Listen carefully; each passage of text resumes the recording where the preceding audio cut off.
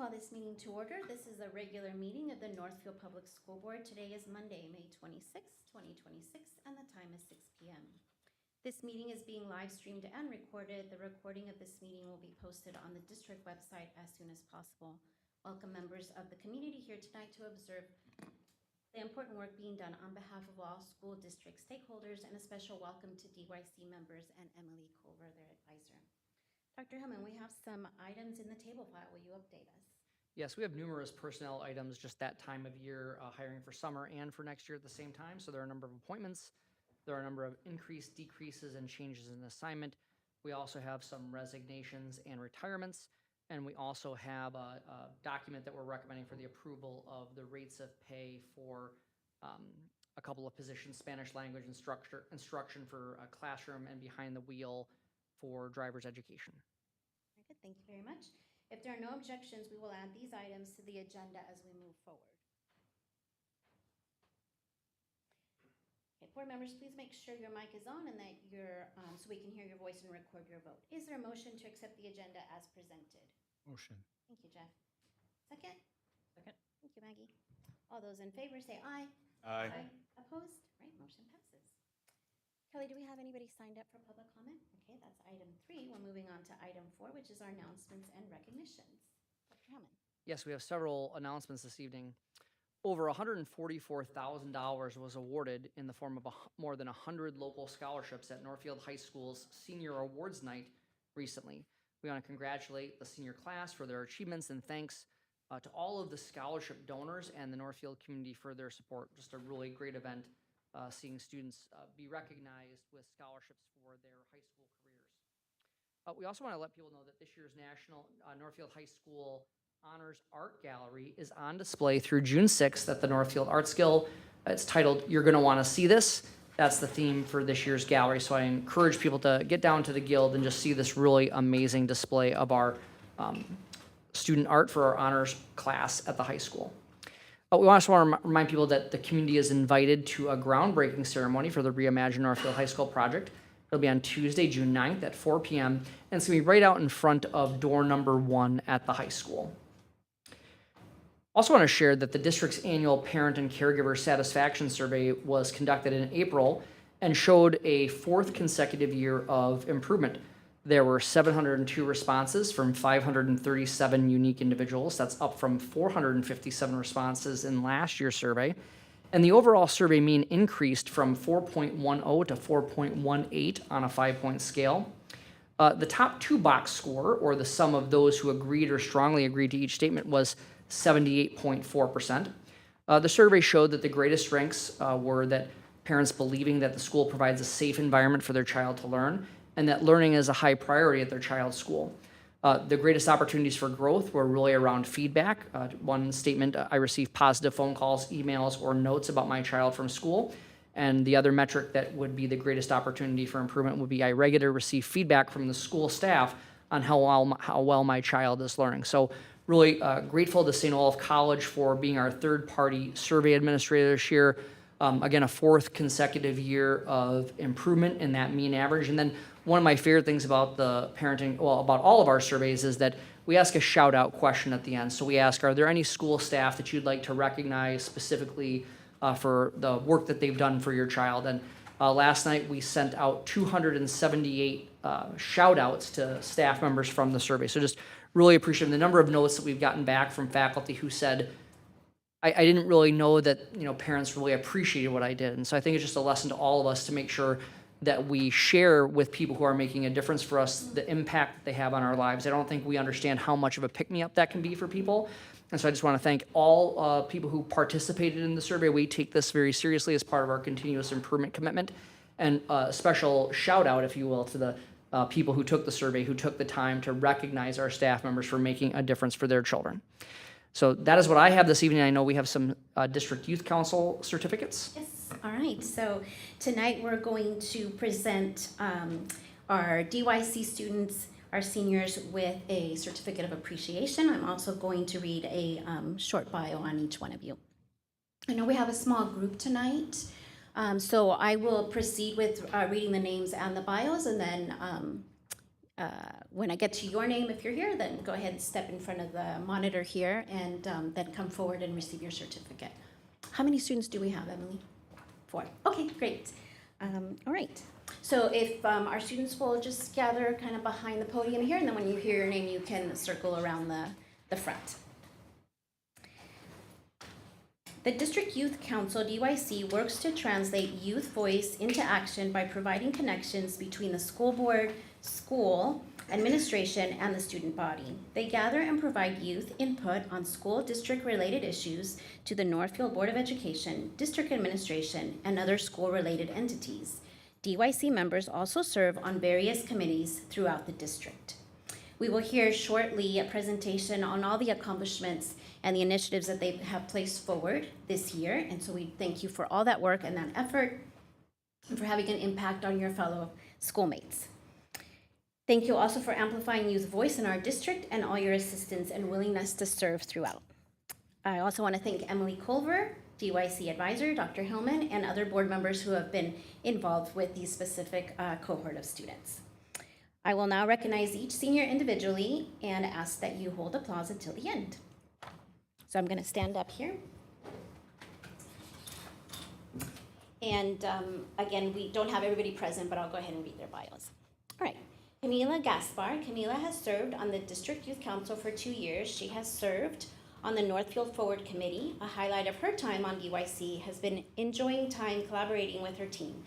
Camila will be attending Mankato State University, majoring in exercise science. The school leader she would like to recognize is Emily Culver. Audrey Gilbertson. Audrey has served on the District Youth Council for 2 years. She has served on the Wellness Committee, the Safety Committee, the District and Youth Relations Committee. A highlight of her DYC experience was going to the Capitol her junior year and learning about the budget cuts that Northfield and other schools were needing to make. Audrey will be attending Winona State University to study criminal justice. Delphine Hawkins, you'll step in front of the monitor. Delphine has served on the District Youth Council for 3 years. She is this year's DYC co-chair and has served on the Student Relations Committee, the Safety Committee, and the Wellness Committee. Delphine appreciates that DYC broadened her awareness of everything that goes into a school district, and it opened her eyes to the effort behind even the smallest events. She also credits DYC for strengthening her public speaking and leadership skills. Delphine will be attending the University of Wisconsin-Madison, majoring in neurobiology and on the pre-med track. The school teacher she would like to recognize is Emily Culver. Delphine has this to say about Emily. Even though Emily Culver has been our adult advisor for 1 year, she has had a meaningful impact on me. She has especially helped me with planning and consistently make sure I don't take on too much, which is something I tend to struggle with. I really value our co-chair meetings with her and Atticus before each full meeting, where I always feel comfortable attending, sharing my ideas. In every situation, whether it's a DYC event or something I'm involved in individually, she's there to support and advocate for me. All right, Delphine.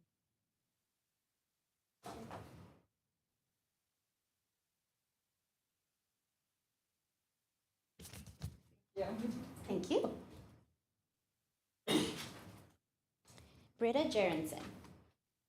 Britta has served on the District Youth Council for 3 years. She has served on the Safety Committee and the Board Relations Committee. Britta will be attending Barrett Honors College in Arizona, majoring in financial planning. Atticus Mayer. Atticus has served on the District Youth Council for 3 years. He is this year's DYC co-chair and has served on the Policy Committee and the Board Relations Committee. An experience from DYC that Atticus says was a highlight were the day at the Capitol trips. Atticus will be attending the University of Wisconsin-Madison and will study mechanical engineering. The person he would like to recognize as someone who helped him grow during this time on DYC is Jenny Deeker.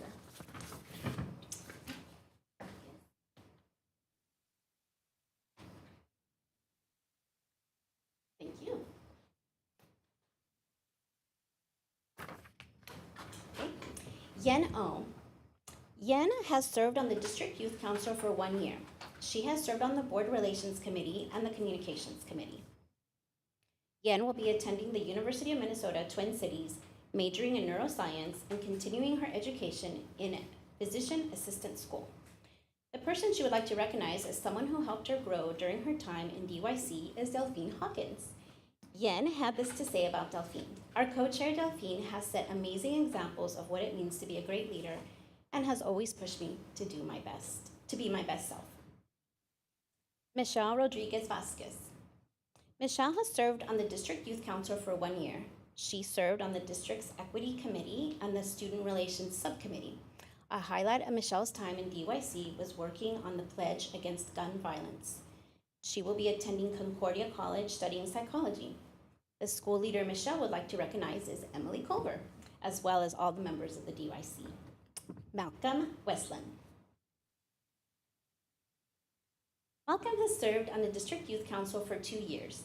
He has served on the Board Relations Subcommittee and Northfield Forward. During this time in DYC, Malcolm enjoyed learning more about his community and the importance of youth voices. He will be attending the University of Wisconsin, Eau Claire, majoring in accounting. The school leader Malcolm would like to recognize is Dr. Hillman. Thank you, Malcolm.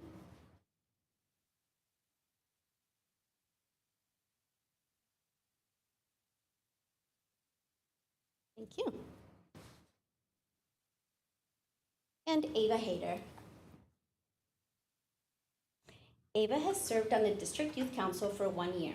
She has served on the Board Relations Subcommittee. While not a senior this year, Ava will be attending the United World College of the USA in New Mexico for her junior and senior years of high school. The highlight of her DYC experience was attending board meetings, taking notes, and making connections between national news and the legislature, and the happenings inside her own school and community. Did I call you Ava? Aya, I'm sorry. Aya had this to say of her DYC experience. It changed my whole perspective, really showing me the degree to which our lives depend on systems of governance and how that reliance gives governing bodies the ability to change lives for better or worse if they choose to. Thank you, Aya. Thank you. All right, well, the board will join us in congratulating you.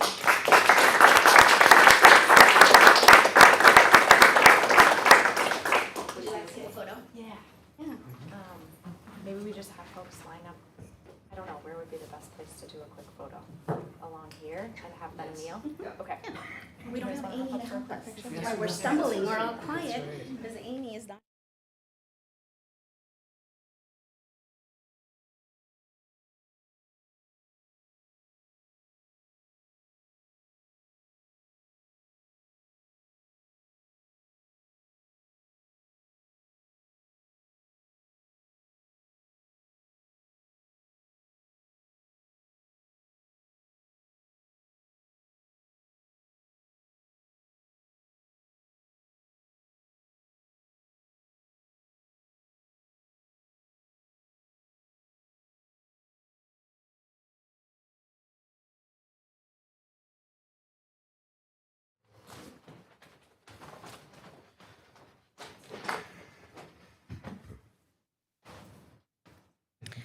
Okay, we are on item 5, which is items for discussion and reports. And first, we will have Educators at Sea program. Northfield High School counselor Mark Ensrud and Northfield High School mathematics teacher and coach Janet Smith will present to the board about their participation in the Educators at Sea program.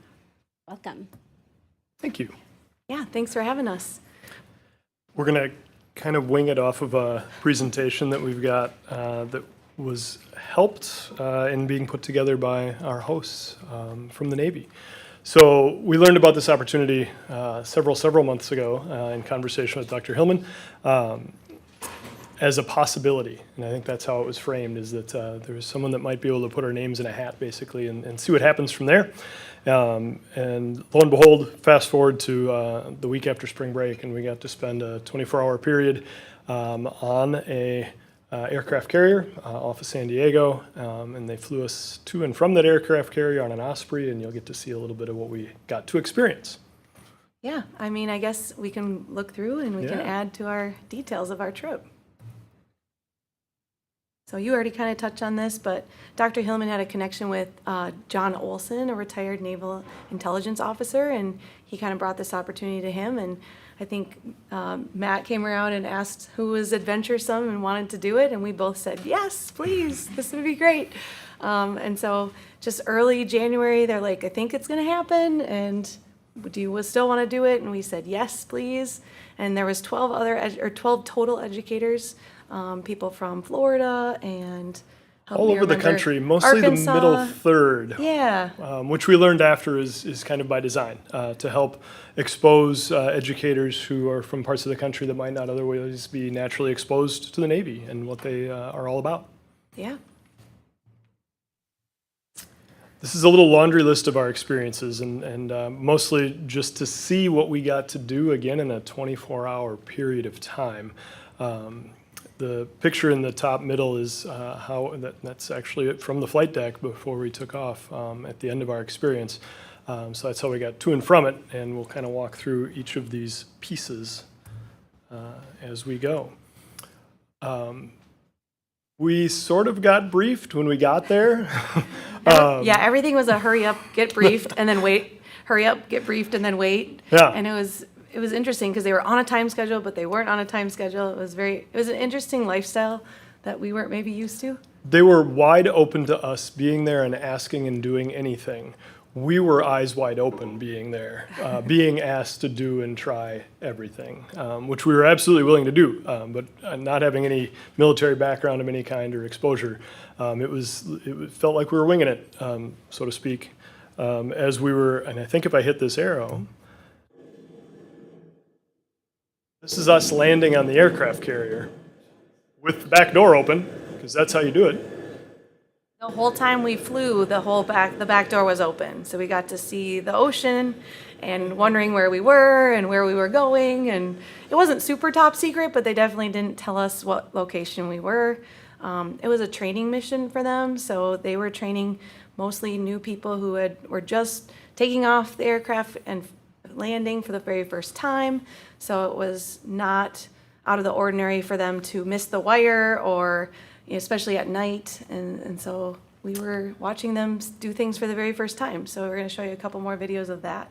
This was probably the most exciting part for me, was just being up and close. So if you see the workers there in that top video, we got to stand right there as well during the day and be that close to the planes taking off and landing. And it was the heat and the fumes and the volume. We had to have double headgear on because it was just so loud, and the intricacy of how they coordinate all of this is such a dance and it's a craft. So A couple little video pieces. You can see the little glowy guys on the far side of the plane, they're called the shooters, and they're the ones you see in Top Gun, the Top Gun shooters. doing all the pointing right before things take off.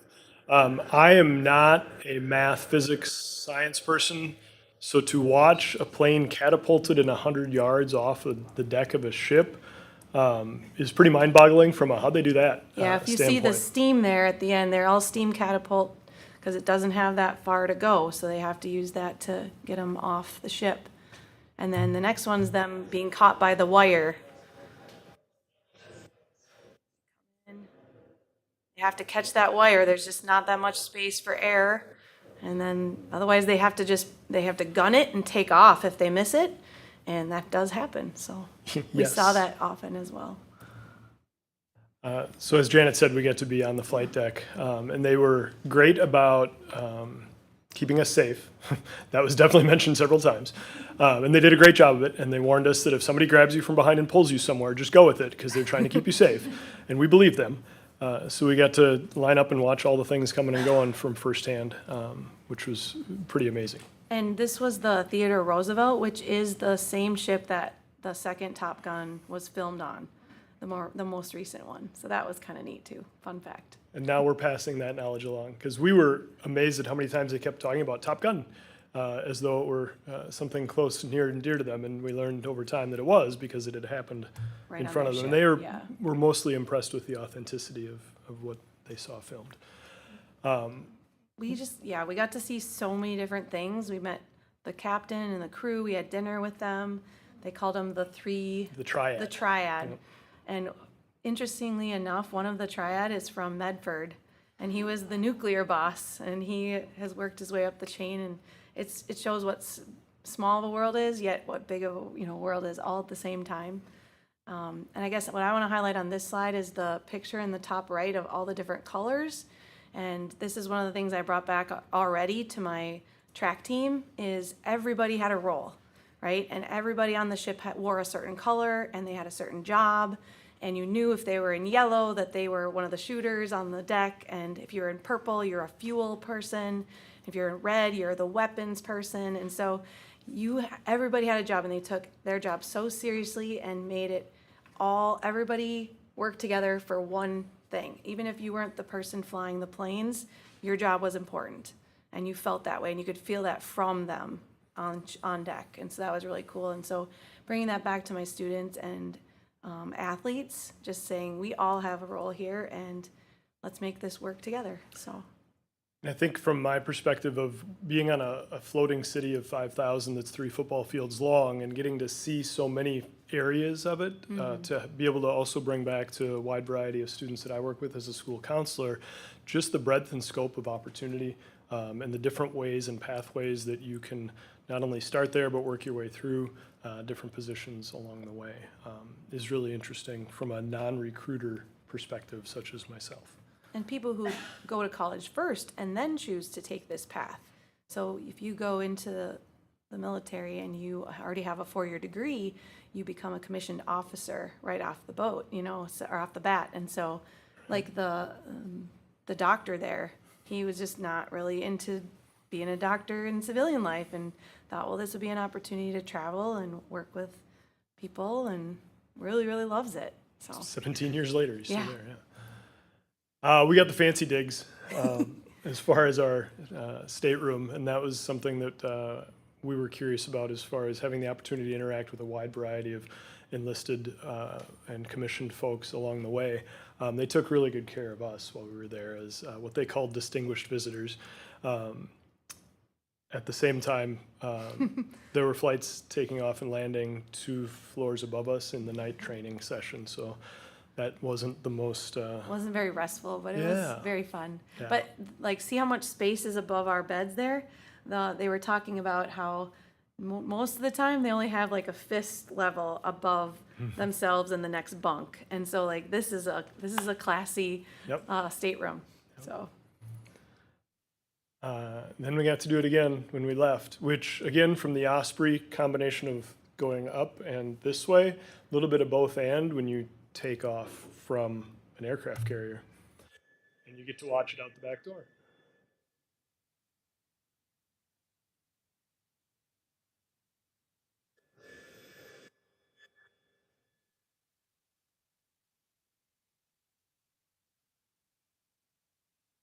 there we went. There we go. It was a 24-hour whirlwind. So now what? And we've talked a little bit about it, bringing the experiences back to students in Northfield and adults, as I've found as I watch my kids play their sports and I'm talking to other parents. People saw and heard that we were a part of this, and it's been a lot of fun, not only to talk to students who might be interested, but to talk to family members who either have connections or might have interest to share with their kids in a wide range of ways. Yeah, same. I'm interested next year to bring more of it back into my stats class. Just even pulling data from anything in the military or with this STEAM type of thing, and just being like, hey, let's do a problem about this, and then drawing in my experience with them. And I want to elaborate on this presentation as my life settles down here in the next month and build a presentation for my students that I want to use year after year as well. So once in a lifetime opportunity. We thank Dr. Hillman for putting our names in the hat and giving us the chance to have a chance to do this. It was fantastic. it was fantastic. Thank you so much. I feel like applauding after that. That's terrific. So yeah. So pleased that you got that opportunity and that you shared it with us tonight. It's just, stellar. Thank you. Board members, do you have any comments or questions you want to ask? Yeah, go ahead, Jeff. That is super cool. What an honor, man. 2 questions. One, how was the food? And two, were you scared on deck? Because that's got to be really amazing. More exhilarated, but yes, definitely felt like we felt safe. They made us feel Absolutely. safe, but you definitely knew that one wrong step, we're in trouble. And so it was very walk in a straight line, do not move, all the stuff just in case you go overboard. They had all the equipment on us and ear protection and things. But yeah, it was really neat. Even walking around the labyrinth of an aircraft carrier inside, there were parts of please keep track of us and help us know where we're going We next. would have gotten lost. Yeah, I mean, it's a massive layout with a lot of things going on. And they did take good care of us food-wise. Yeah. I think we saw more than experienced the wide array of food. We experienced a pretty good deal. They actually took great care of us in that dinner. Mm-hmm. We're using some of their more highly trained, trying to get ready to host a lot of more Yeah. distinguished visitors. Yeah, than us, probably. the real distinguished visitors, Yeah. like senators and presidents' Yeah, wives and yeah. things like that. So, yeah, but they're training everybody there, cooks and just the gamut, right? Floating city. It's really interesting to see all the different jobs and things that they're preparing these young men and women to do, so. And I think that's key, the different jobs that we, Yeah. don't have to think there's only one personality or one talent or one skill, but that the military offers lots of roles for lots of different people, so. Yep, Absolutely. for sure. Anything else? Want to comment? All right, thank you so much. Oh, I'm sorry, Ben, go ahead. Sorry. Thank you for sharing that cool experience. I'm sure there was a lot that surprised you, but like what was one thing that really surprised you that you weren't expecting kind of as part of that experience that sticks with you? I think for me, it was just this huge metal giant ship, and how does it propel forward and float, right? Just the science and math behind that, which I don't maybe know even yet. I want to dig into more of, and just how incredible that is, how fast it moved. The second day, it was moving so fast. Right. When some of the nuclear power behind that, like, again, I was an Yeah. English teacher and now a counselor. There's so much there that I can't begin to comprehend. But from that counselor brain, the surprising part of how open to any and all questions that everybody we encountered was along the way, whether that was a longstanding commissioned officer or the people who were just, I think, being pulled aside to help serve at a fancy dinner, to the people in the munitions who were doing kind of a pretty repetitive task, but wide open to telling us about it and taking pride in what they do, was really, really neat to see. Because there were some people that we interacted with that are within months of the age of your next speakers, right? And some who'd been doing this for a long, long time. So they were all great about letting us ask. Hey, thank you. Thank All right, you. Thank Thank you, you. thank you. Oh, and go ahead, Dr. I Herman. just want to make a couple of comments here briefly. So I just want to thank John Olson. I got to know John through KYMN Radio. He hosted several shows there, and I've appeared on the radio station. And I just really appreciate John thinking of us because, as you heard, only 12 educators from across the country got to attend this. And it was, actually, I went back, it was more than 2 years from the time that John approached us until the time that they got to go. Obviously, there's been some other international things that the Navy has been working on. And so John said it could be that they could say, hey, can you go next week? Or you might have a couple of months' notice. But I really appreciate Janet and Mark for being willing to step forward, right? They did this on some of it on their own time, right? They went away from their families, right? And they took it as a privilege and an honor. I think, both these professionals are exemplars of what public service is about. They did something they didn't have to do, and you hear their enthusiasm. And I think this is just a great connection to our strategic commitment to partnerships.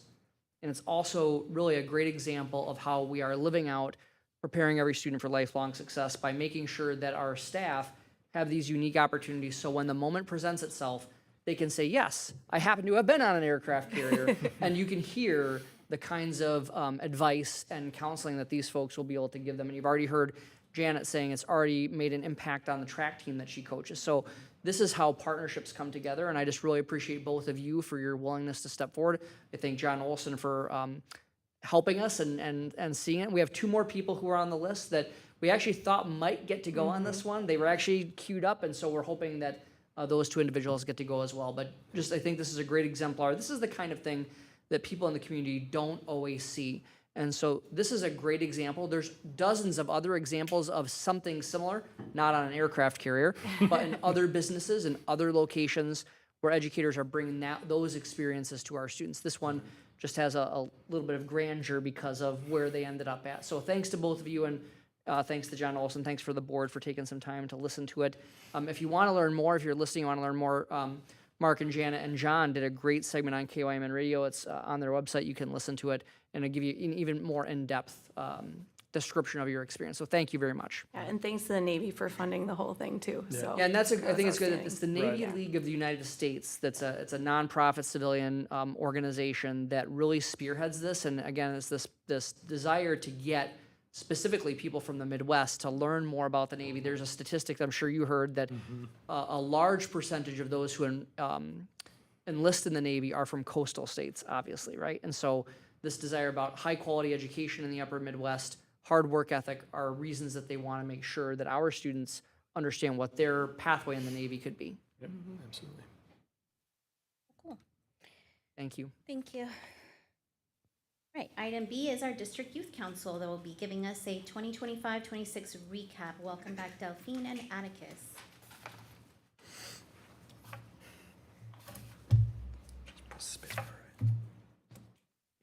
All right.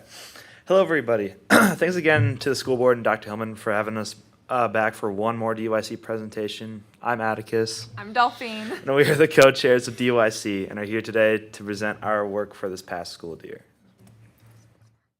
I'd like to start off by highlighting our mission statement since it captures the core of what we as DYC stands for. The District Youth Council is a group of NHS students working to foster connections between the school board and the student body, ensuring every voice is heard in decisions affecting our district. Let's skip a slide. Yeah. All right, whatever. Another important part of DYC this year was the variety of projects and experiences we were able to participate in throughout the community and district. One event we hosted was a school board brunch where DYC members had the opportunity to connect with school board members in a more personal setting. We asked icebreaker questions, discussed topics related to the school board, and simply got to know one another better. It was a great way to strengthen communication and relationships between student and district leadership. Before winter break, we also organized a period product distribution to help provide students with period product baggies for anyone who may need them over break. Also this year was the Data Summit. Although it wasn't an event ran by DYC, Northfield hosted it this year, bringing together students and staff from different school districts to analyze and discuss educational data at the state level. Atticus and I, as DYC co-chairs, were fortunate to help lead that experience. Lastly, we attended Day at the Capitol, which is an annual opportunity focused on education and school leadership at the state level. Dr. Hillman generously invites DYC members to join him each year, and it was really interesting to see how school boards and educational advocacy operate beyond just our local district. Oh, that's me. Okay, yeah. A project that greatly represents our mission of providing information on the student body to the school board is tabling for the later start days.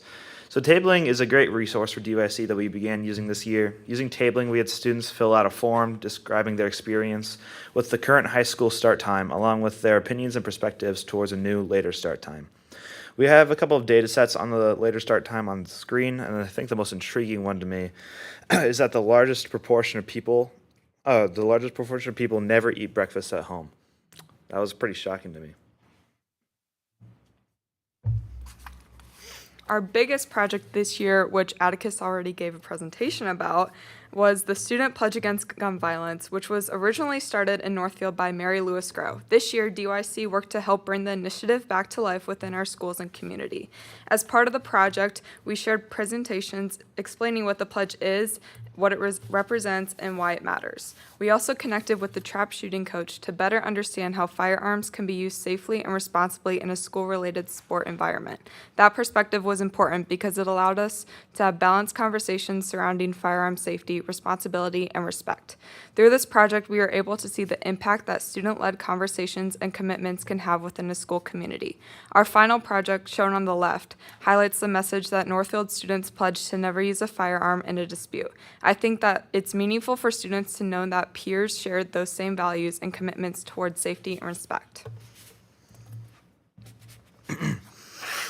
So yeah, I'm really excited for the future at DYC, and I think the continuing new members will have their hands full next year. For one, we plan to continue the student pledge against gun violence next year, and there will also be a lot of work revolving around the Reimagine NHS project, as students will need information about the timeline and what to expect, and that's exactly the job for DYC. And then we'll also have a couple of other events like the school board brunch and the period product distribution, which we usually do annually as well, along with the day at the Capitol.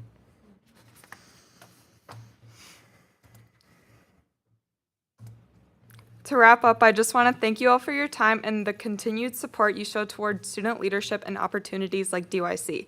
This year gave us a chance to create meaningful conversations, support students in our community, and represent student voices in a variety of ways. And we're very grateful for those opportunities. At this point, we'd be happy to answer any questions you may have.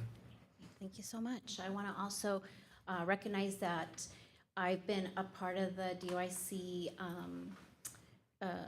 committee, the board committee, and just want to recognize how well you run that and how much participation that there is on that committee, which is not something that just happens. So there's been a lot of effort to have students participate and want to be involved, and also just that it's being done over their lunch, over Flex, and how much time that you each invest into DYC, and you're making a difference. So I appreciate that and acknowledge that. Board members, do you have any questions or comments? All right, Maggie. Hi, I was going to ask about the data summit, and is there anything in particular that you learned doing that, either like from the data or just about coordinating that type of event? I think one of the things I learned just about coordinating the event is that it's not as much pressure as I thought it would be, because like all the students there, like they don't like, what was I gonna say? The students there just panicking.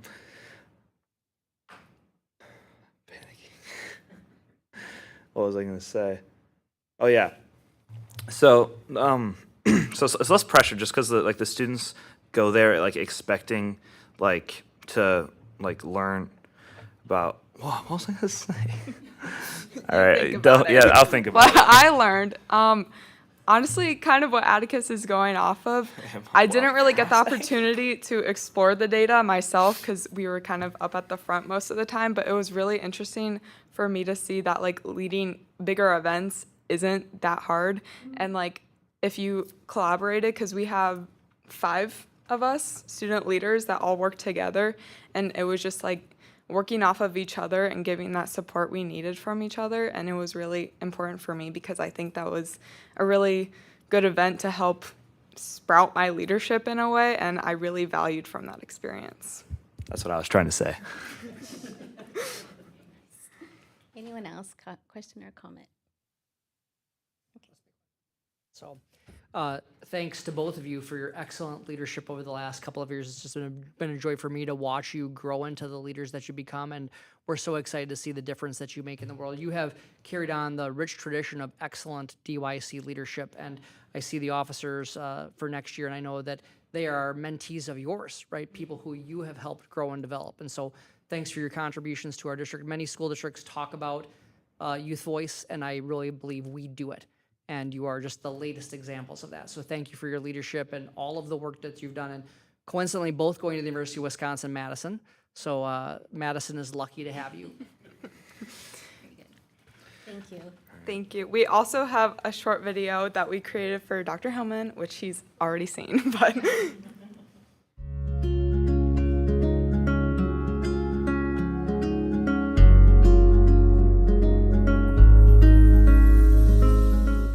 Hey, Dr. Hillman, we just want to say thank you for all the opportunities that you have given us DYC members. Including us in your visit to the state capitol was very special and interesting. It was amazing. It was an amazing experience, and we learned a lot about the process of academic policies, and we appreciate all that you've done for us. Thank you. Thank you.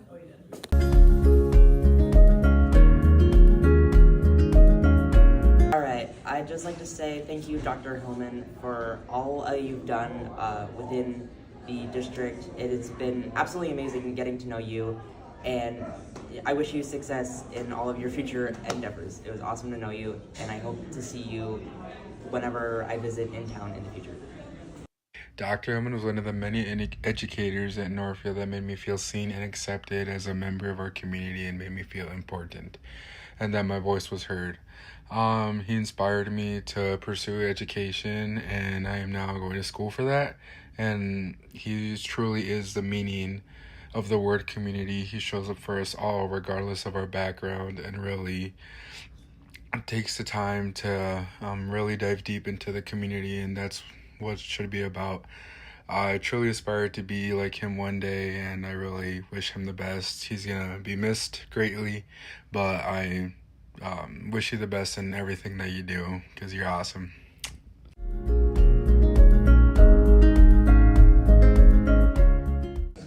Dr. Hillman, it has been so great learning from you and working with you these past few years on DYC and getting to know you a little better in a couple other projects like interviews and things that we're going to work together on. So thank you for all that you do. Hi, Dr. Hillman, it's Annika. Thank you so much for all the work you've done for the Northfield Public Schools. We're so lucky to have you, and we were so lucky to have your support for DYC. It was always a favorite memory to come into DYC and have you at our Thursday meetings. Thank you so much for all you've done, and best of luck on your new adventure.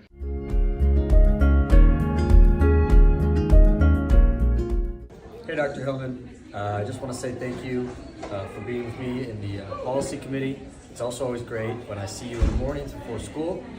Nice to check in and talk with you, and I just appreciate all that you've done for Northfield. It's your time as superintendent.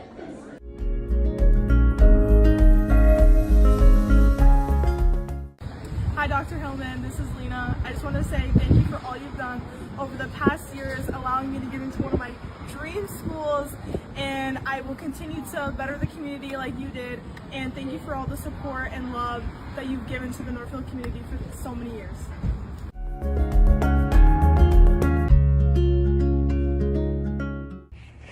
Hello, Dr. Hillman. On behalf of HCI and the Youth on Boards program, thank you for 10 years of unwavering support as superintendent and for 16 years of dedicated service to Northfield Public Schools and the Northfield community. Adjusting to your absence from the district will certainly take some time. You have been the face of Northfield Public Schools, dating all the way back to my time as a Carleton student working as a Reads and Counts tutor at Greenvale. Personally, it has been the greatest pleasure to witness your genuine commitment to youth voice and leadership in practice. In spite of your busy schedule and many responsibilities as superintendent, you always make time to truly listen and be present with students. Thank you for making sure our young people always have a seat at the table. We wish you all the best on this next chapter and hope you will stay in touch. Thanks.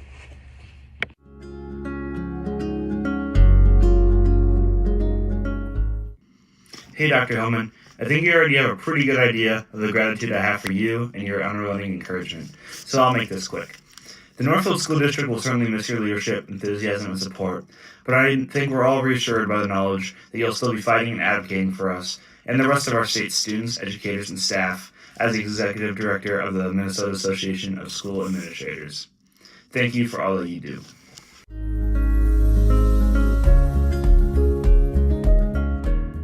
Dr. Hillman, getting to know you and watching you lead over the past 3 years has been one of the greatest honors of my high school career. I would have not understood the opportunities students can have within their school district if it wasn't for your connectivity, leadership, and compassion. One of the things I admire most about you is the way you genuinely value student voices. You always make an effort to hear students' thoughts and perspectives, and you create an environment where people feel comfortable speaking up and being themselves. That ability to make every room feel welcoming and open is something truly special, and it has made a lasting impact on so many students, including myself. Being able to observe the way you lead has taught me lessons that I will carry with me throughout my life. Your kindness, authenticity, and dedication to students have meant so much to DYC, and I am incredibly grateful for everything you have taught me and the support you have shown us over the years. I wish you nothing but the best in your next endeavors, and thank you again for everything you've done.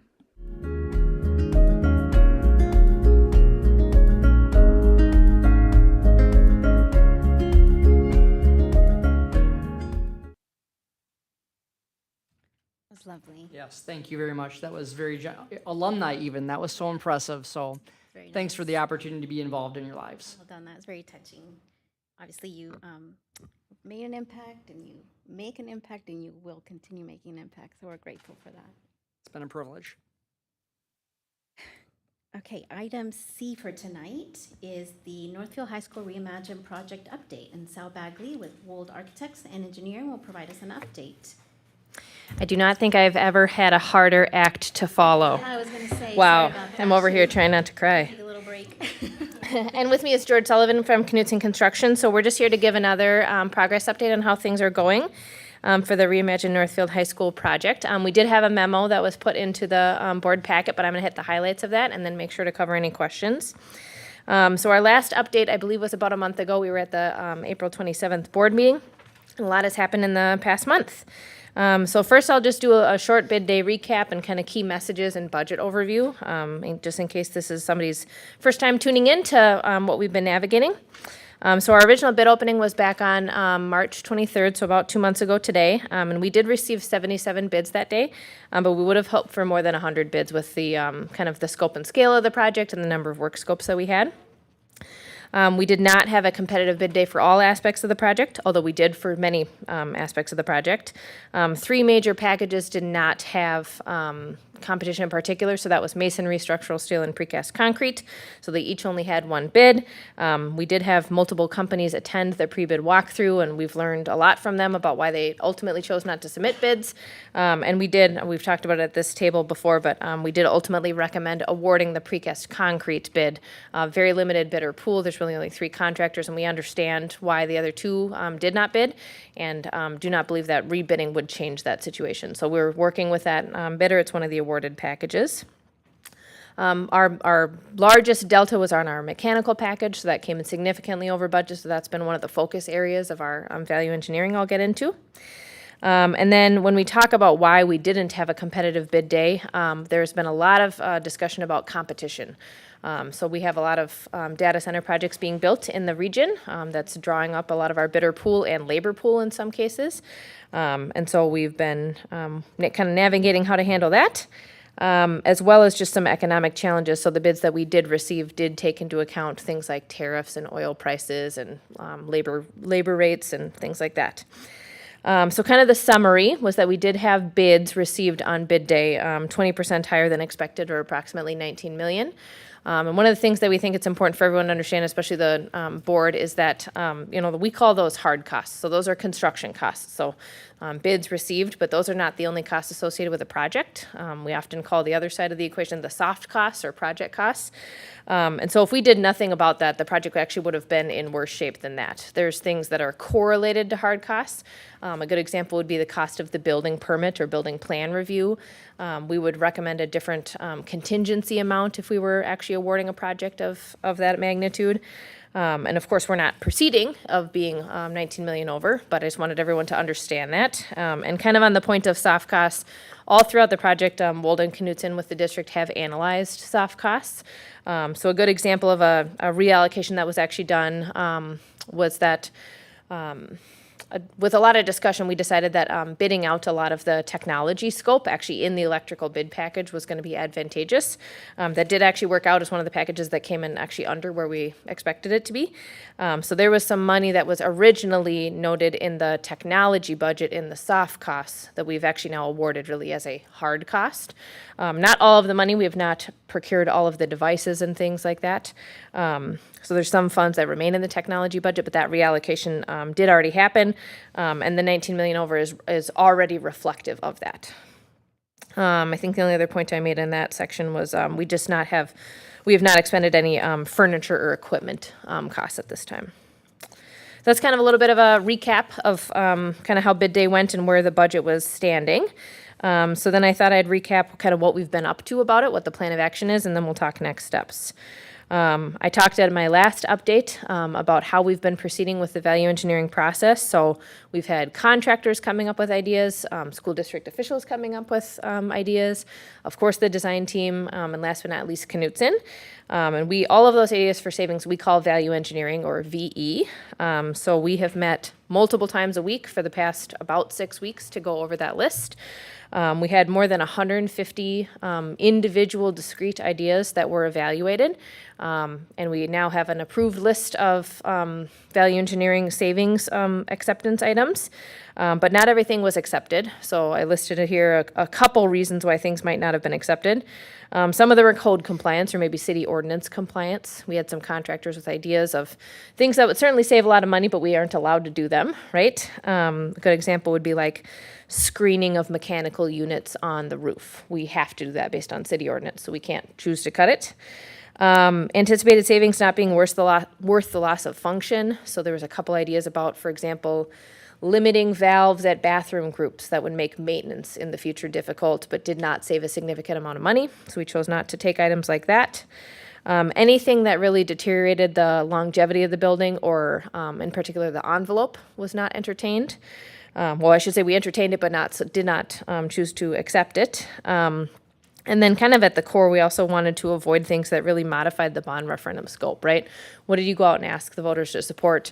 We still want at the end of this process to be able to say that this is the project that the voters supported. So those were the main priorities as we moved through the value engineering process.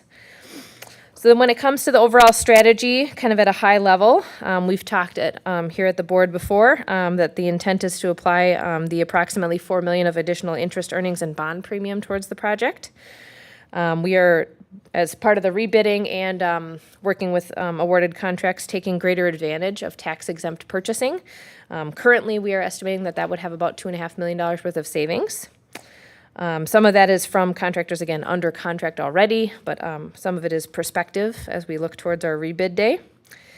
I just spent some time talking about value engineering, so we have now accepted more than $10 million worth of value engineering items, everything from $4,000 or $5,000 items all the way up to, I think some of our larger items are, between $1.1 and $1.2 million. Utilizing existing long-term facility maintenance, LTFM funding stream for some qualifying expenses. Some modest modifications to the schedule, actually trying to get some work out of summer of 2029, so advancing some work, and then of course additional competition from rebidding. So it's hard to put a value on that, but we just spent some time today at our leadership meeting talking about kind of marketing strategies to try to make sure we have great participation.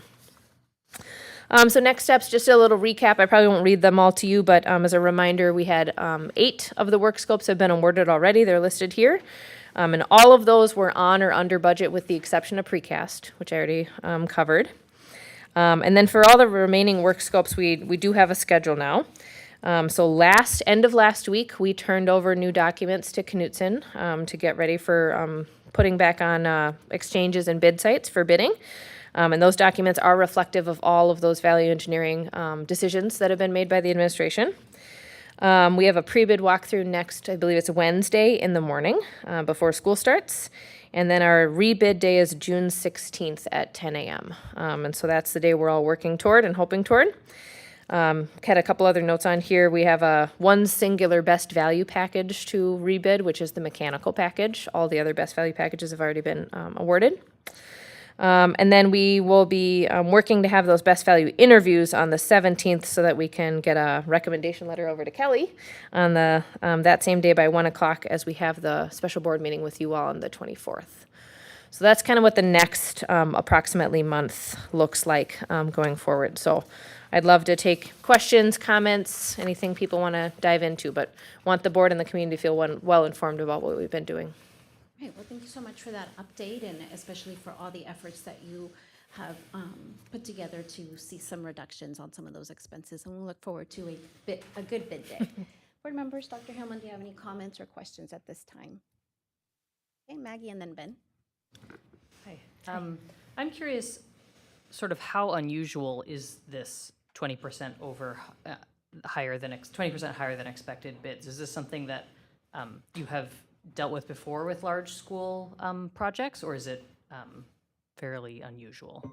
Certainly have dealt with projects that are, 20 or maybe even more % over budget. I think probably what was surprising in this situation was, we had done several estimates along the way that did not indicate this.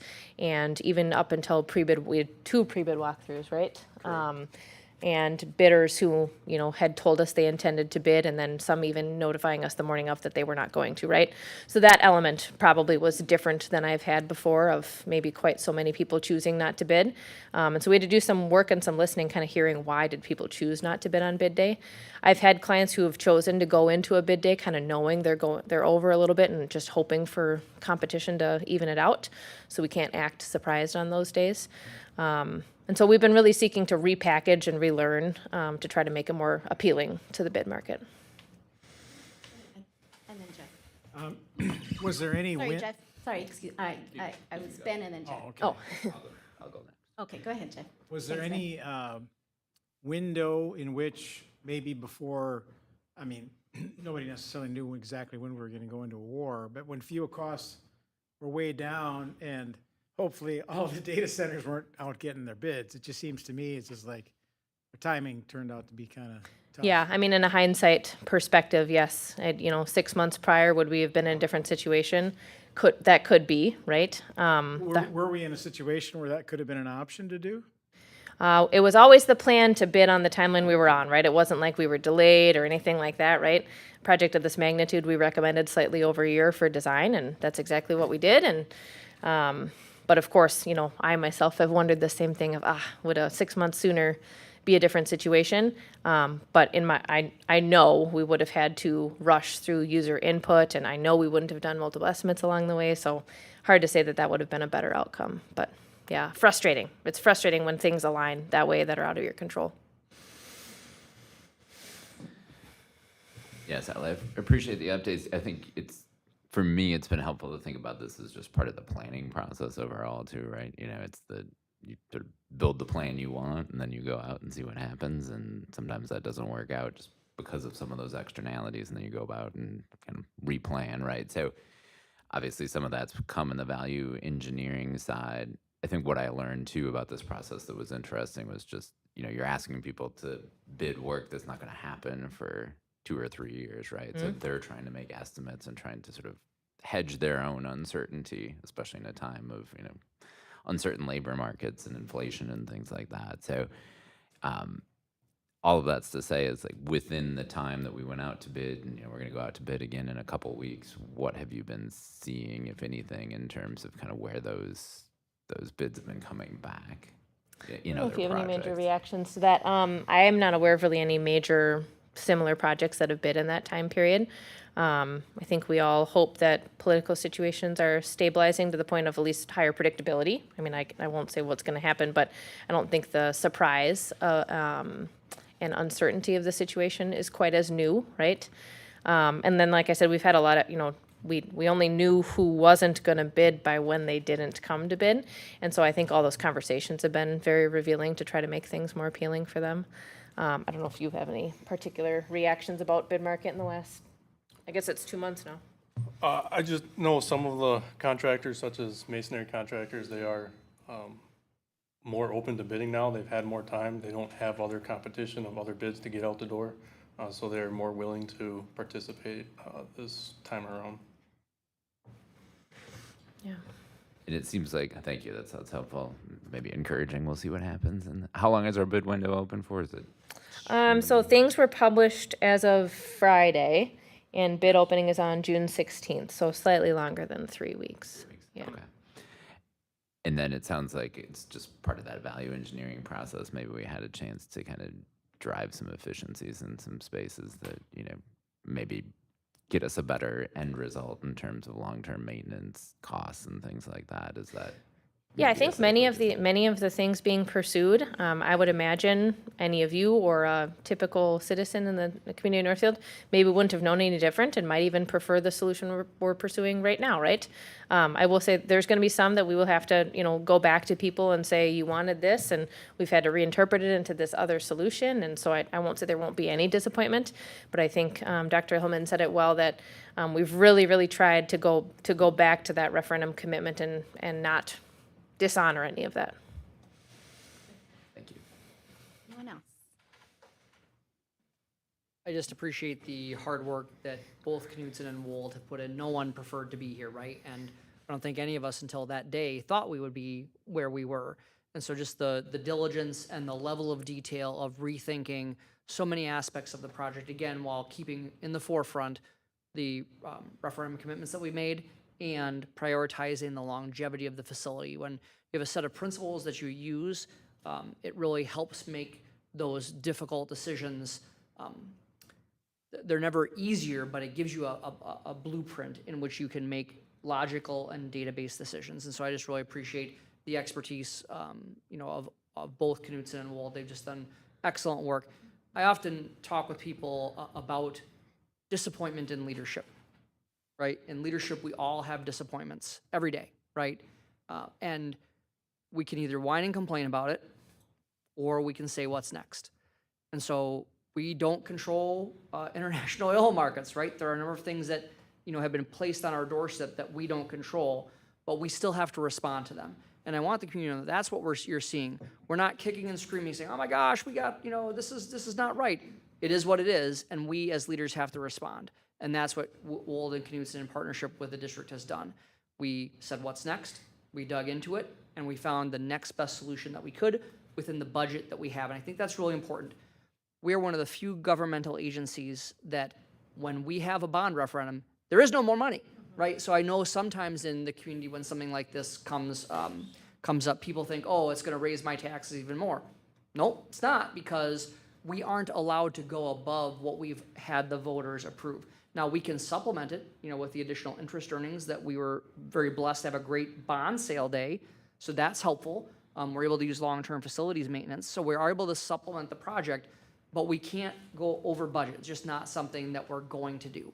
And so I just appreciate Wold and Knutson's assistance and all of the folks who really dug in and the contractors who were willing to talk to us. And we're just all going to really hope that we have a great bid day on June 16th.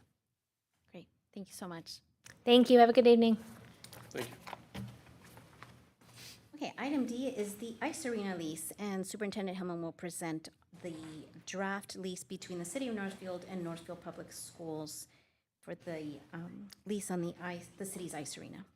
Yeah, so in the packet, I've given you two items. The first of which is the letter that this board approved on May 13th, 2024. The letter that this board approved allowed Claudia and Board Chair Gonzalez-George and I to sign a document committing to the city that we would lease this facility for at least 20 years, right? We're obviously it's going to be more than 20 years, but the commitment is going to be for more than 20 years, but the initial lease is going to be for 20 years and at a maximum amount each year of up to $250,000. Now, just to be really clear, that money does not come from the general fund, right? That is, we use it, technically it comes from the general fund, but we use lease levy in which we are able to be reimbursed for those costs 1 year in arrears. So the letter in there outlines what we had sent to the city confirming our involvement with the ice arena. Let's just recall that the ice arena that we have that was basically retired at the end of this year served us well for a lot of years, but it certainly was not a place that really allowed our athletes to put their best selves forward in that particular environment. So the city council did approve moving forward with the new arena, largely in part to our partnership as well as the Northfield Hockey Association, they did better in their fundraising than what they had committed to the project. The city of Dundas stepped in to participate. So this is a really great partnership of 4 different organizations. Now it's time to enter into the lease. And so the lease document is a 9-page document. I want you to know that we are still working on parts of it with the city. That's standard for this stage of a lease agreement. We have worked, I've had our activities director take a look at the rental agreement. I've had Val Murderstorff from our finance office take a look at the agreement. We had our attorney, our school district attorney, review and make some suggested changes in the agreement. So we're feeling very good about where this is at. And just to know, we've done this before with other kinds of venues. So we did this with the former ice arena for some time. We've done this with the Dundas Dome, where we leased time from the Dundas Dome. What's different about this is it does have this component for, it's basically rent improvement is really what it's called, and that's our portion of how the city is going to direct the funds that we have toward paying off the capital improvement that's involved in the construction of the ice arena. So this agreement ties together both that capital investment and the ice time that we pay. You will see that we have written into the agreement and proposed to the city a cap at the $250,000 per year that this board did approve as part of that letter. You'll see it's entitling us up to 300 hours of ice time per year. And then there's a number of other technical pieces, like that we have exclusive right to the locker rooms, during the season, that we have first priority of scheduling when we schedule before August 15th. So there's a number of technical things that you would see in any kind of lease about this. So I'd be happy to answer board members' questions. I do want to point out there is one thing that we just noticed today. John Mahal and I were discussing it toward the end of the day, is that there's in the, it would be in the addendum B, we're just going to clarify that there's just two different people. Practice and games is listed at one rate, and then games are listed at another rate. We think there's just a typographical error there, so we're just going to clarify that before we bring it back to the board for approval. That's on page B1. So it just looks like it's a typographical error to me. So we'll have an updated version for you on June 8th. I just really appreciate the partnership that people have come together on this, and I really look forward to seeing our athletes participate in this really excellent ice arena. Minnesota, it's the state of hockey, and of course, lots of other things that happen in the arena, and I appreciate the city's willingness to work with us on this lease. Be happy to answer any questions about the lease itself. Thank you so much. All right, questions, board members, or comments? Okay, none at this time. Right, item E is our later school start time update, and Dr. Hillman will also present on that. Yeah, so we just want to recap a little bit the work session that we had recently. During that work session, board members talked about their desire for what the pathway forward is for determining starting school later for middle school and high school students. There's a couple of different pathways that we are going to potentially pursue in terms of concepts, and at that meeting, we also spent quite a bit of time, really thinking about what are the concepts that you would want to pursue, and how would we frame survey questions to get the best feedback that we can from the community to help you make a decision about this in the coming year or so. We would anticipate if the board were to choose to move ahead with any of these options or any of these concepts, because they're really concepts at this point, they wouldn't go into effect until 2028 or the 28-29 school year. So we're giving people a long runway to be able to just adjust their schedule, because obviously when you have to adjust your family schedule, that can take some time. We've outlined, I think the best way to really look through this is to look at the survey. You have a paper copy of the survey in your packet, and I'm going to pull up on the screen an additional, the live version of it. So as board members go through, what I'd really like to do is get some consensus on what are the questions that you want to ask. Board members helped us at the work session. Then I had feedback from board members as I had requested after the work session, but before we published the packet. I had a little bit of feedback after we published the packet. And so just want to really make sure that we get this to the point where you're comfortable. We'll plan to send it out this week as part of our family update once we have it to where you'd like it to be. And I think the concepts themselves really describe the different things that you are thinking about and how could we achieve a later school start time for middle school and high school students. So I'm just going to pull up and project the survey.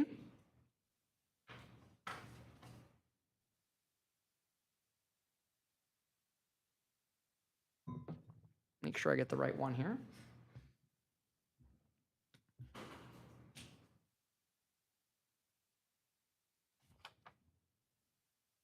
So for those of you watching on the live stream, what's in the packet is a paper-based version of the survey, and then this is the live version of the survey. We do have one response because we did test the survey, so if you're watching and see, well, who's responding, it was just a way for us to test. We'll clear that answer out before it goes live.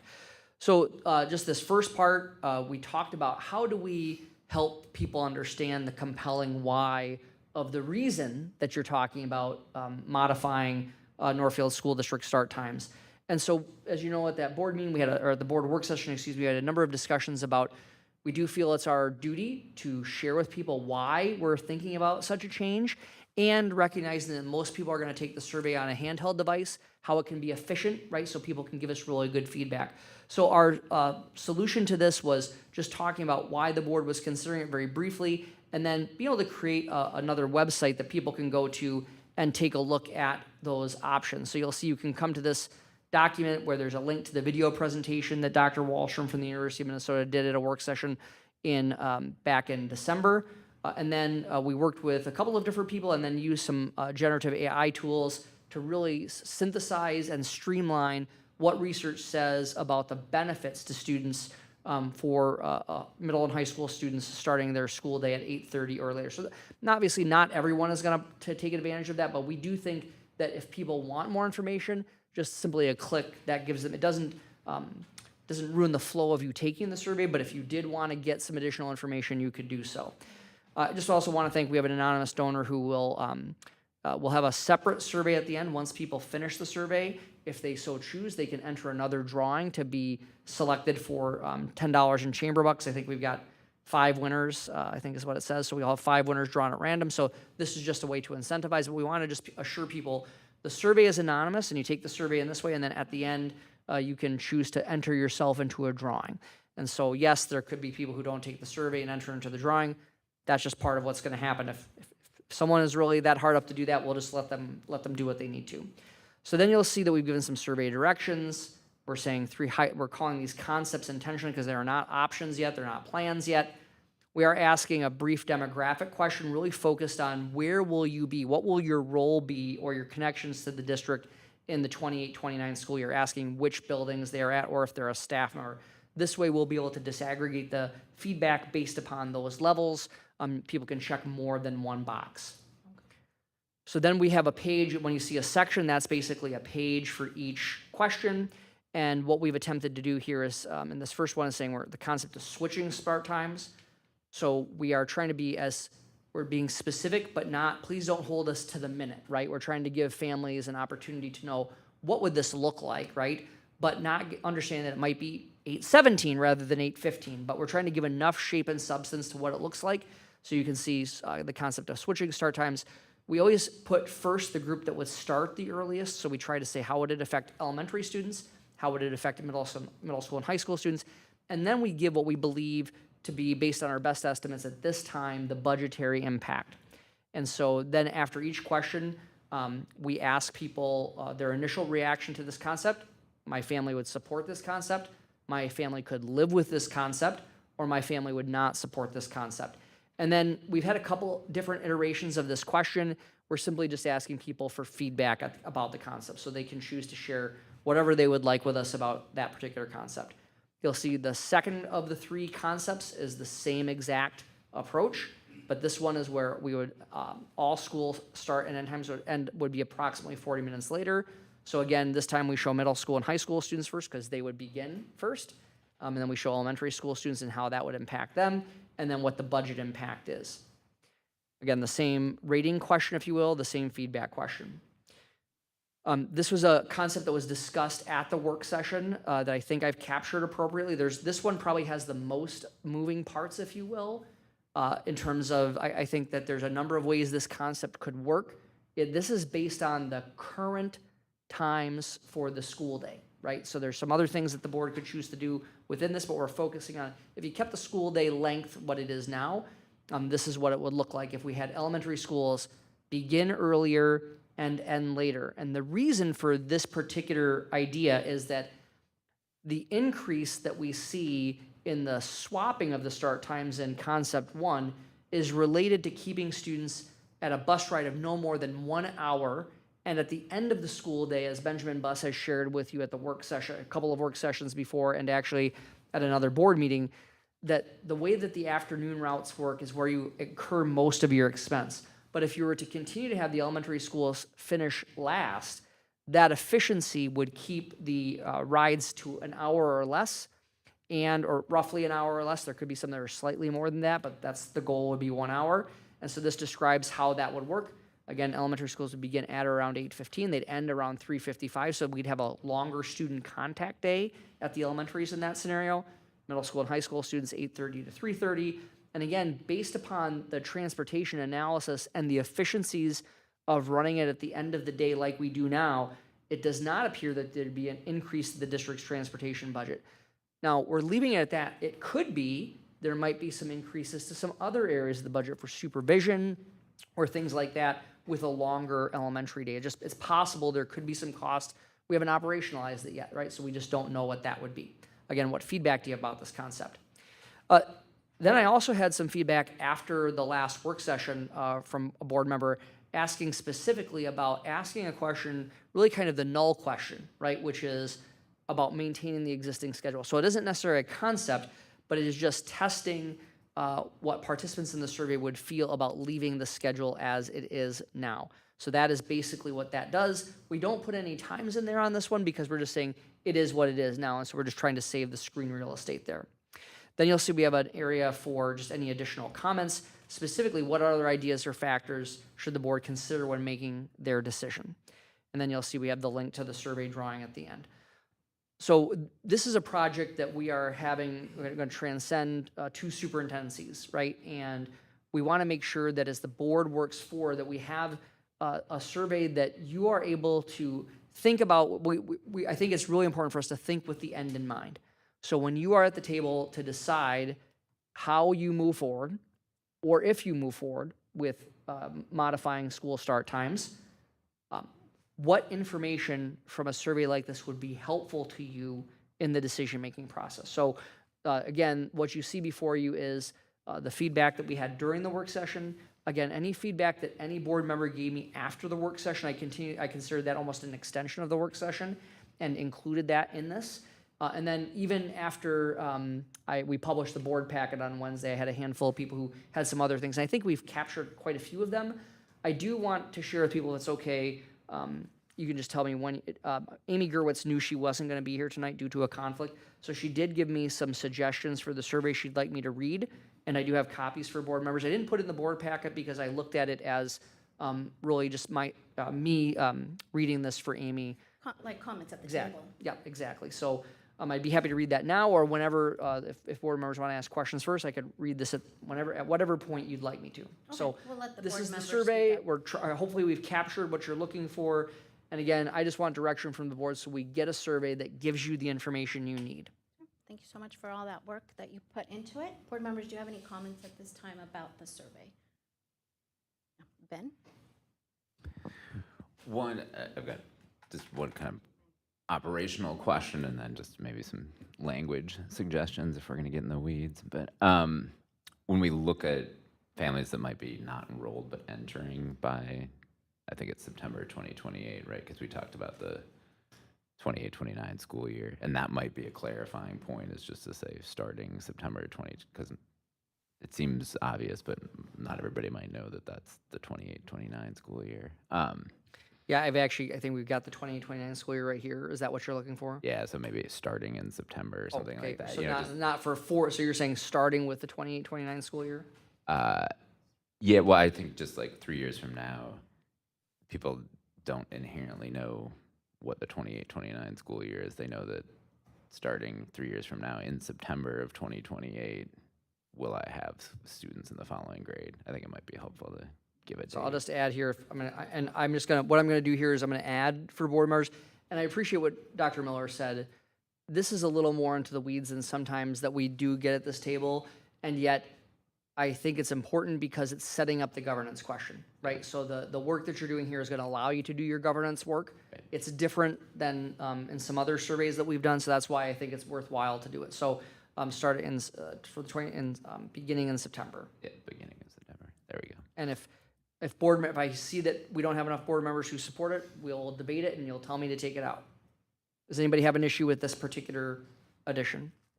You're going to take out the 3 years from now? No, I'm going to leave it because I think that's important. I think saying it's 3 years, I think there's two pieces. One, letting people know this is not next year, right? And so I think, I heard what Dr. Miller said is both. Yeah. Got it. Corey, did you want to add to that? Yeah, only because Dr. Hillman asked. I actually think you need to remove 3 years because it's actually 2 school years. I mean, we're at the end of this current calendar year and we're only like 27 months from this implementation. Okay. So I think it could be confusing. So going back to what Ben said, I think September 2028 is probably the most succinct way to say it. So we're going to say like this, beginning in September 2028. Yeah, that's clear. Okay, very good. That feels really far off. Depends, not. right? Exactly. But it's not 3 school years away, it's only 2, so. Yeah. Okay. Go ahead, Ben. That was the wording question. Then the operational question that I had was, do we have ways to reach families that might not be currently enrolled but would be enrolled at that time, right? Yeah, so we do, there's a couple of ways that we do. Number one, we would obviously make sure that everyone at the NCEC gets the survey. Now, I do want to clarify too, it's one step, it appears to me in this survey, it's one step too far to talk about the impacts on the NCEC, right? Everyone at this table knows there's an impact to the NCEC. And as we were constructing the survey, it didn't seem that that particular piece was, in terms of those start and end times, much smaller group, and we wanted to keep the main thing here, so we can certainly explore adding that, but we'll use the NCEC. We also can work with our community partners, so for example, as you know, for many years, Aaron Bailey and Hope Langston have gone to, have offered to every childcare facility in the community to share their incoming kindergarten data. How did the students who went to their childcare facilities or preschools, how did they perform on our kindergarten assessments? So we have a network that we can use to get those things out. So we would ask our early childhood leadership team not only to measure this from the NCE students, but also to get it out, through our local childcare network. And then, of course, we can also post it on our website, talk with KYMN and the Northfield News about making sure that it's available through their websites as well. Okay. Yeah, just I think, and not necessarily a perfect way to do it, but just knowing that that's a population we'd be interested in hitting, right? We want to know for those that are going to be in the district at that point in time. The other piece that I had, if you just scroll down to like the last question, because it kind of covers it, it was just sort of the Likert scale wording. Scroll back up, sorry, that one. Yeah, my family would support leaving the schedule as it is now. The other ones say that my family would support this concept. I just find the wording strange, support leaving. So maybe it would be my family would support keeping the schedule as it is now or not changing or, whatever, something. Can I to use the that word keeping as opposed to leaving? Yeah, because it sounds like you're saying I support leaving. Yeah. Like, Got it, you bet.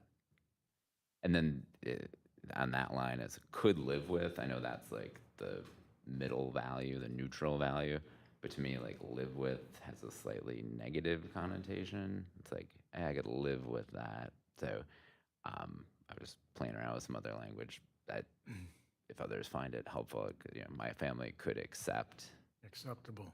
or be okay with, although that has a kind of slightly positive connotation. It was just the live with language. So you could say my family could accept keeping the schedule as it is now. That's about as neutral as I could get. Because I think we're trying to say, I don't have strong feelings one way or the other. Is that middle value? Yeah, and I think that I'm happy to change that to whatever board members feel would be the best. And when I've done these surveys like this over the years, I've intentionally used the word live with because of the connotation that you exactly brought up. That Slightly negative. it's not my favorite, right? But I would certainly, and I would just offer as a counterpoint that the word accept, I think, could indicate to us, it might stray the other way. Right. So I think it's whichever you think would get you the information that would help you make the decision. So I only offer it to show that I actually intended the negative, the slightly negative, to say, yes, I don't prefer this, but I would be able to I could work with it. And I think it's a colloquial term that many, but not all people can make a connection with. So I the word accept is appropriate too. And do you feel strongly that both of those should be in there, the first and the second? My family would support keeping. My family could live with keeping. So on one level, they seem to be the same. I think it's like the same. live with, it is kind of the colloquial piece that's like, I think it might depend on if you're from Minnesota, like, then you know what, like, live with me, and I could live with that. But it seems like we're asking it twice, no? Well, live with is, to me, like, as I grew up, I could live with that, like, which is to say, I kind of don't really like it, but I could live with it. And the first one is stronger, I will support. Right, yeah, I actively support keeping the schedule. I mean, I take your point, and it doesn't have to be a neutral response. That's just from an interpretability standpoint. Anybody else want to comment on that language piece? Is the language piece specific to that question, or would you say the same thing for the other three questions? I think the other three, we should use the same word for Sure. Yeah, whatever we land on. And I don't have that strong of feelings about it. It just kind of stood out to me. I think the point to your point is, Claudia, is that I think in this piece it isn't a binary decision, right? And a 4-point scale is probably not appropriate, right? I strongly agree. What we're looking for is people who are, yes, please do this, no, don't do this, or I can live with it either way, right? In terms of more so that I don't have a strong opinion, but if that's the will, because I think giving people that option doesn't feel like it forces people into supporting or being against it. Because I do think there's a significant chunk of people, and I'll adapt to whatever you decide, and I think that just helps. I think that helps the board feel the intensity of the way that people think about things, right? So there's a variety of ways to gauge intensity. This is one way to do it. So if we said maybe between the two, be okay with or live with, is there a preference? Because those two things sort of sit in the same. But I think people are used to this phrase, right? live with. Live with. I have to say it's my I mean, I look at it that way, but this is you. You are the elected representatives of the community. Does so it show up in other parent and staff surveys, live with? I know you use that when you're speaking with people, but does it show up in writing elsewhere? typically not. So typically in a lot of the other surveys we use it, we force people to make a decision one way or the other, right? You know, you're either agree, strongly agree, I mean, we use neutral, but again, in this case, I think that what you're trying to get from people is what I heard at the work session. You're trying to get some ideas from people of how do they feel about this and how strongly do they feel about this, if that makes sense. And so trying to evoke a little bit of, so that's why we departed from our typical, but again, this is whatever you would like. Yep. Anybody else want to comment on that piece? Jeff? I think generally speaking, live with kind of means, I don't know if I'm for or against it, but I think I could live with it. So that's kind of like picking the neutral position instead of really hammering the point that you're neutral, because you just kind of want to see, maybe even wait what happens, or maybe your first impression isn't what is, you're kind of like more like an independent voter. I mean, it's not, I need to wait and see, or I'm going to decide, tell me more kind of thing. But right now, you've got three options to put their opinion in on, and plus they can write something if they want for another comment. And I can live with the language as it is. Right. Go ahead, Maggie. I like the phrase. You can live with it? Yeah. What you're saying, yeah. She beat me on that. Yeah, you beat me on that one. Live with it, yeah. Okay, any other comments on any part of it? Go ahead, Maggie. Yeah, I was gonna comment on the third concept, that elementary schools begin earlier and end later. I think one of the things that we identified at the work session, which we didn't fully discuss, I think for good reason, was whether to keep the length of the day the same. And I think with this particular concept, it might be helpful to give a range of an end time for the day. Something like for the elementary, end at or around, I don't know, 3:30 to 3:55, and the middle and high school could be 3 o'clock to 3:30. It would shorten the day. And I guess why I would put that in is because it seems like a very long elementary day, and I feel like we didn't fully discuss the length of the day, especially with this concept. So I don't want to turn people off from this concept just because of that. 3:55 seems like a really late end time, while still leaving that end time in as a possibility. And I think that might, if you don't have that 3:55, it could impact the budget. Am I understanding that right? Well, yes, in the current way that we've written, but what Maggie is saying is that, since we base this on our current length of school day, that if we were to say we're going to shorten the length of the school day, you still get the same savings, right? Because it's not creating the situation that it creates in switching the start times. You're just then making a conscious effort to say we're going to reduce the amount of student instruction each day. And so that's an important piece. If you're comfortable with it, I have to do one piece of math that as soon as you said I got to think about it now, is that the state has two minimums. There's a minimum for the number of days of instruction, 165, and then there is a minimum for the number of hours of instruction. And so there's a different level for kindergarten, 1st through 5th grade, and middle school and high school students. There's a sliding scale. So I'll just go back and I will take that question to the maximum we could go without going below the minimum, if that makes sense. I think 30 minutes a day might be, my quick analysis could be, we'll do the math, we'll put it into Google Sheets and do the calculation. Then I would say, between whatever time that is and 3:55, if that makes sense. Can you live with that? I would like that. I don't know about others. I like the idea, but I would actually break them into 2 questions at that point, because otherwise we're trying to test 2 variables in a single question, and you can't separate the result. Because Duplicate the concept, and then that's actually a very good point, because you don't want, that's a very good point, because people who are feeling like they might support that kind of approach, but don't support reducing the amount of student contact. Yeah. So what I would do there is I'd make another concept. I would just duplicate it. Elementary schools begin earlier and end later with a reduced school day. Yes. I think, we can't, we need to ask those separately. Okay. And it would Does be that work? reduced probably only for middle and high school, because the elementary day is sort of bounding the outsides of that. It Right. would most likely be the same as what it is now. Good point. Yep. The other one with this one, you had mentioned the budgetary impact. I was wondering whether we would want to say this concept will likely not increase the district's transportation budget, but may increase other costs, which I think is a reasonable addition. Does anybody have an issue with that? It's hard, I can't give you a number yet, that's the only part, right?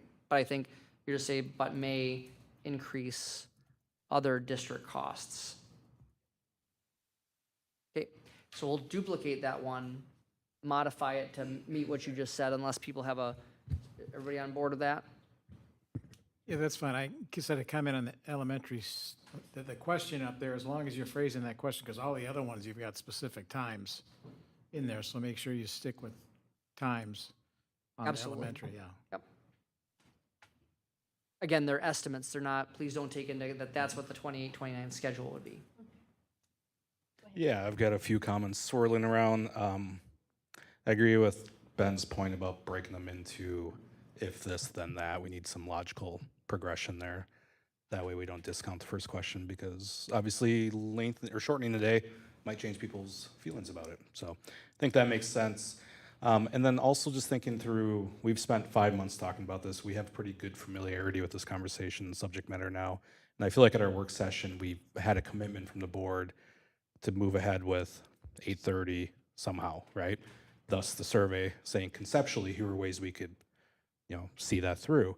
The inclusion of that last question about maintaining the schedule, I think, is redundant for 2 reasons. One, each of the prior 3 questions has, my family would not support this concept. We would collect that data from folks if they don't like what we're proposing. But I feel if we include that maintaining the existing schedule question, we're sending mixed messages about we don't know where we're at. But I feel like based on 5 months of discussion, the board's comfortable with the idea of moving forward. Doesn't mean we're going to end up there, of course, with changing anything, but I think we have to go to the community with some conviction. So I think that's important. And then also, the way the survey is currently framed, it says initial concept, or initial response. Sorry, my computer's updating now. I think it says initial response, reaction. Yep. So we're trying to get initial reaction on 3 new concepts that they have very little familiarity unless they're watching each of these meetings, which I'm sure 99% of people aren't. Whereas getting initial reaction to, do you want nothing to change in your life?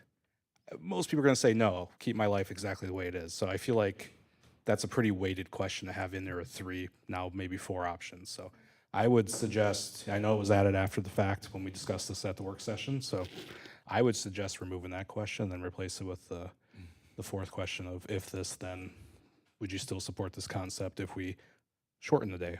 And I was the one that actually suggested that question, because I do think people should have the option, if they want to say no change, say no change. I mean, you can introduce any concept you want, but they still have to have the option if they don't want to. They have it on every one of those questions. Right. My family does not support this concept. I mean, we're at the exploratory stage with the community right now.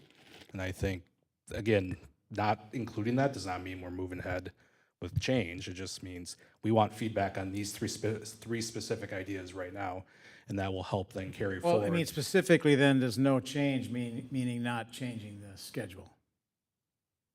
I mean, Yeah, everyone's going to say, yes, of course, I don't want my life to change. But the point is, we've spent 5 months. I don't know if that's necessarily I true think or it not. is. Yeah. I think that's going to be the case for most, but we as a board have mostly stepped into the idea that we believe the science, we believe change should be affected here, but how do we do that? And this is where we are right now. I think there's some value in keeping it in just to give people, because I don't, it's an option, right? Don't change. No change is an option. It's also a good validation question because you can look and see how many people said no to the first 4 and see how many people said they wouldn't support that 5th question. So from a survey design standpoint, actually, it's not a bad idea from just an internal validation. I agree that standpoint. validating people's reaction, that they don't want anything changed. And I understand where you're coming from, and I do agree with you, but there is this piece, we had a recent survey where people weren't, given a straight way of saying, I don't want anything. And I think this allows people to say, I participate, I'm engaged, and I want you to know I don't want any changes. But I hear what you're saying because the board did commit to exploring the 8:30 change. Every question has, my family would not support this concept. I feel it's redundant, but certainly if the board chooses to move ahead with that additional question, that's fine. I think by giving people the firm no, I don't look at it, maybe, I see that more as may have an interest. I mean, it's like, no, I don't want to change, but tell me more. Maybe you can persuade me. Maybe I'm missing something. That's kind of the way I look at it. My family would not support this concept. It's pretty concrete to me. And that's on all 3 concepts. Support this concept and support no change. I mean, I think it's stronger language to say no change. And there is a piece of needing to align those then to see who said no across the board versus one question that picks up Gives you all more the data. no's. But I appreciate you bringing that up and being open and, letting us discuss it and advocating. And it sounds like people are mostly okay with that. We're missing 2 board members.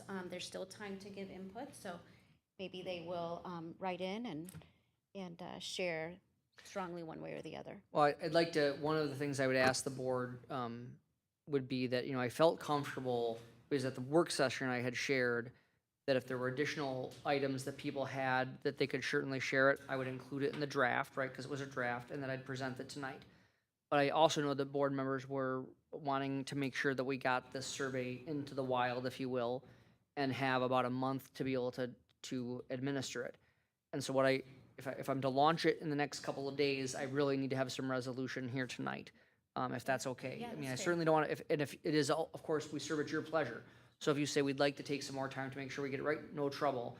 What I just don't want to do is in this public meeting where people give us direction on what are the questions, to then go back and try to do something else afterwards, because I think that we already heard, oh, I didn't hear it that way, and that's all appropriate. Again, this board's a model of excellent conversation. So I heard Jeff, obviously he proposed the question. You still feel strongly about it, Jeff? Yeah, when you say support this concept, I mean, it's like, I don't know, what does that mean? That means no change. So why don't you just ask them that, do you, Sure. no change? And then sounded like, Ben, you could live with it? Yeah, I think it's actually a good question to include for a couple of reasons. But I know where Corey stands. Maggie? I'm sorry? May I comment? Yeah. So I appreciate what you were saying, Dr. Hillman, about how we had a very public conversation with direction for you, and then you received comments after the fact, and we still have today to talk about it, and that's fine. But to your point, you want to get this launched this week. So the 5 board members who are here, I think, should finalize what your direction should be. So with that said, I already know 3 people are, Maggie, obviously we'd love to hear your opinion, but I'm comfortable with it. Like, it's a survey. It's not the end of the world. I'm just sharing that if we want to try to be more concise and make sure we have a stronger response rate, trying to reduce redundancies is good, but it's fine. So.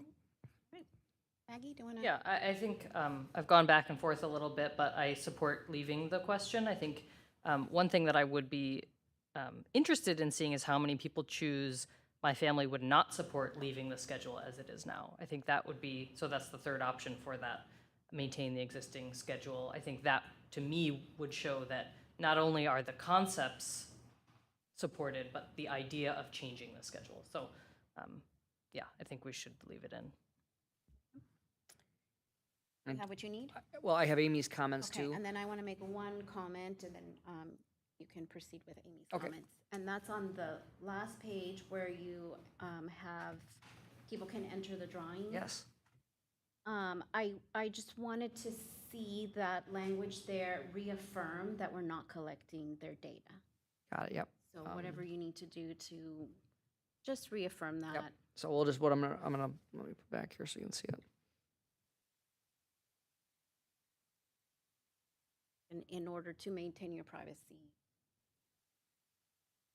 So you're redirected to another form, something, but I'll leave it for you. You Okay, you so don't I have can, to I work can on it. handle You that can- afterwards, yeah. okay? So it'll basically say to maintain the anonymity of respondents. You got it. Yeah, well, we know what, Kelly, you've got the note, okay, great.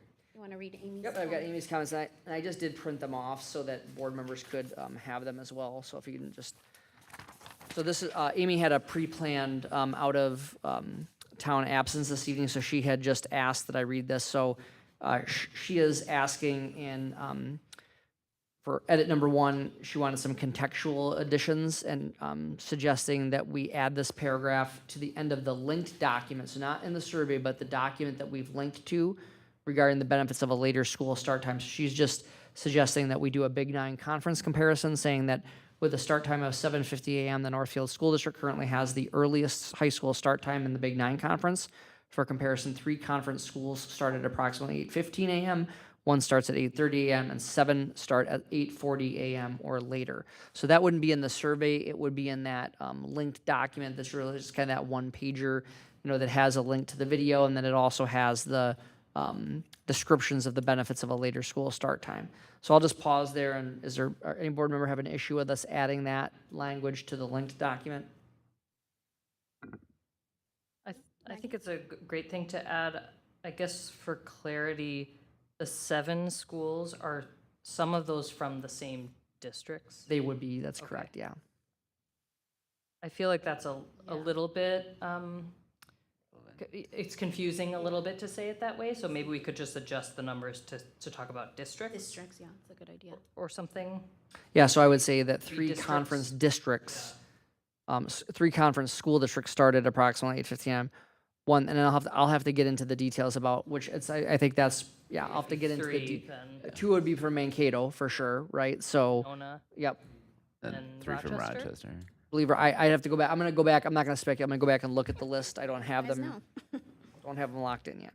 It's trivia night. So with that changes, people are comfortable with adding that, because I know that that's a concern that some people have about the impact on athletics, right? And so this shows that it's actually on probably a little bit more of a level playing field. I think that's a good catch, districts versus actual schools. Yeah. We'll adjust that. The second edit that she's suggesting is that under concept 3, so that's that same one that we have been talking about, related to the elementary schools begin earlier and end later, she would suggest that we add the following phrase, something that would say, though it will reduce elementary teacher non-instructional time. And what that means is that before the time that we have between the start of the teacher contract day and the bell that students begin instruction, and then again at the end of the day when the bell rings for students to be dismissed, and the end of the teacher contract day, that is non-instructional time that teachers use in a way similar to how they use their contractually required preparation time. And so I think what Amy is trying to explain there is that for people to know that if we were to do that without reducing the length of the day, that would give elementary teachers less non-instructional time before and after the school day, just to make sure that people understand what that impact would be. So that was a suggestion. I'm curious if people are accepting of adding that. Do we know for sure, sorry. Go ahead. Do we know for sure that it would do that? I guess theoretically, there could be an extra recess, and then the teachers might have some time that they would still have prep time? Yeah, I mean, I feel like that's an issue that is more complicated and would be worked out Well, and I was later. going to say, it sounds more operational and not really necessary for just gathering people's initial reaction. I think the budgetary piece is important, and we don't want to give to the minute, and so we don't want to talk about all of the little adjustments that are going to have to be made. Okay. In my opinion. I agree. Ben? I can live with that. A lot of You mileage. can live with Amy's comment or not including it? With not including it. Thanks. That's good. Jeff, do you want to add? You're fine. Okay. And her final comment was around concept 4, which is the null question. She is suggesting that we put it in the following: maintain the current daily schedule as it is, recognizing that this option would forego the potential sleep, health, and academic benefits of a later start time. So in terms of what she's asking us to embed within the question, what the consequences of doing that would be. I would be very strongly opposed to adding that. It really forces a lean in one direction. Anybody else? Sounds much more subjective than objective, Sounds more what? or opinion subjective than objective. Mm-hmm. Ben, do you want to add? Yeah, I mean, I think the lead in, to the survey page, right, will capture a lot of the academic and kind of scientific benefits that are known to a later start time. I think this suggests that we're looking for a particular outcome as part of the survey, which I'm not. Like, I just want people's feedback. So. Maggie? I agree with not including this in the Right. final. I agree. It's a little heavy-handed. Okay, thank you Yep, for I do presenting have what I those. need. So of those 3 edits, that first one about the Big 9 comparison, I am going to include that not in the survey itself, but in the link document, and I will do it from a district perspective as opposed to an individual high school perspective. I know this took a little time, but I really appreciate it because this is going to give you the information that you need to be able to make your decision. So thank you for taking the time to help bake this, getting it closer to being ready for us to send out later this week. Thank you for putting the work into that. It's my pleasure. All right, and thank you, Kelly. I'm sure you were involved. Okay, we are on item F, Policy Committee recommendations. And you, Dr. Hillman, will present on the Policy Committee's recommended changes to several policies listed in the memorandum, which is also published on our website. The board will be asked to take action on these policy updates and changes at the June 8th board meeting. Dr. Hillman, would you like to present? Yes, there are numerous policies that are for review this time around. Many of them are part of our regular review process and have what I would say minimal changes, right? In the cover document, they're all listed. You'll see there are some that are recommended by MSBA. And so it's the School Boards Association and the Minnesota Association of School Administrators who partner on the policy handbook. You'll see specifically what they've suggested. And many times it's in designed to align with what they now see as a legal change from a previous legislative session, just aligning the language, getting cross references more in line, et cetera. And so that's what the vast majority of these are. So I just wanted to point that out. I can answer any individual questions about those. The one that I do want to just highlight would be policy 209. And so this is an example of when you do not have a problem is the best time to think about how you might respond to a problem. And so this is really around in policy 209, it is really about, I've had several board members bring forth concerns about how they have seen other school boards, both within the state and across the country, really devolve into dysfunction. And we know that sadly that has occurred in our state. It has also occurred across the country. And some of the more difficult decisions that are in front of a board at that point is when one of their members has acted in a way that is contrary to their code of ethics or their policies in some way, shape, or form. And how does a board respond to that? And I think many people appropriately would say that the public can respond to that at the next election. But there's also interim steps that other boards are trying to create on the fly about how they would respond in a situation where a member of the board has objectively violated their own code of ethics, their own code of conduct, their policies in a way that is intentional or repeated, if that makes sense. And so based on several board members' requests, we looked at a number of different ways. There's not a ton of ways that boards have done this already, and I always want to be super clear. We do not have any of those problems, and I don't anticipate that we will, and I just think that our board is the model of what governance should look like. This last conversation, even more detailed than what you get into typically, again, a model for civil conversation. We accomplished something very significant there in that short time that we spent on the survey. But should the board be faced with a member of the board who has violated any of our policies or either intentionally or repeatedly, this board does not have the tools of how to respond to that. So what we did is we looked at a number of other, a few other, shouldn't say a number, because there's actually not a lot of these out there. And what we tried to do is take a look at how do we handle progressive discipline in other situations within the school district. And so you'll see we've added, first of all, we've proposed changing the name of the policy from Code of Ethics to Code of Conduct. Then we've added a section around procedures for addressing policy violations. And we clarified that for the purposes of the Northfield School District, school board members are considered elected officials, not employees. That is not something that's always clear, right? Because you do get paid by the school district. That's a very modest stipend for the work that you put in, but you do get paid. So sometimes there can be an argument that board members are technically employees. So this would make it very clear that you're elected officials, which actually is meaningful in some ways. And then it also just walks through how should someone report a violation. It really says, let's try to, most things are misunderstood. In my 31 years in this business, I have found most of the time things like this are a simple misunderstanding that if you get the people who are closest to the situation together, it can be resolved. So making sure that kind of informal resolution, that we try to do that in a good faith effort kind of way, so that you're trying to solve the issue together. But then it does go through what would happen if it didn't get resolved informally. And it talks about advising the school board member of the allegation in writing within a reasonable amount of time. It's not fair for someone to bring something up that happened, 2 years ago. And I think the word reasonable is intentional because the length of time that has passed could be different of what would be considered reasonable depending upon the alleged infraction. And so then it goes very clearly through how the board chair would try to bring this to resolution. And if the complaint is about the board chair, it delegates it to the vice chair, or it could be another designated current member of the school board. And then it just walks through in a high level of the process. Then it also determines what the potential sanctions could be.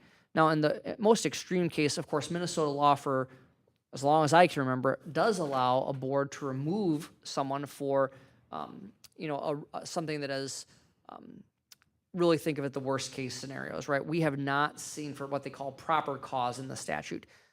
Very few. I know that there have been board members who have been removed. It's very infrequent, and it typically is in alignment when there's some kind of conviction, if you will, or some kind of gross ethics violation. It's very rare. And when I say very rare, I mean extremely rare. So that was something this board always could do, but it does just give some other options of how the board would handle that.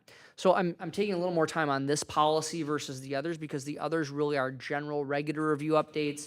They're updates from the School Boards Association, but this is different. And again, I'm saying this for a third time because I want, if people started watching this after we began, we do not have this problem on this board.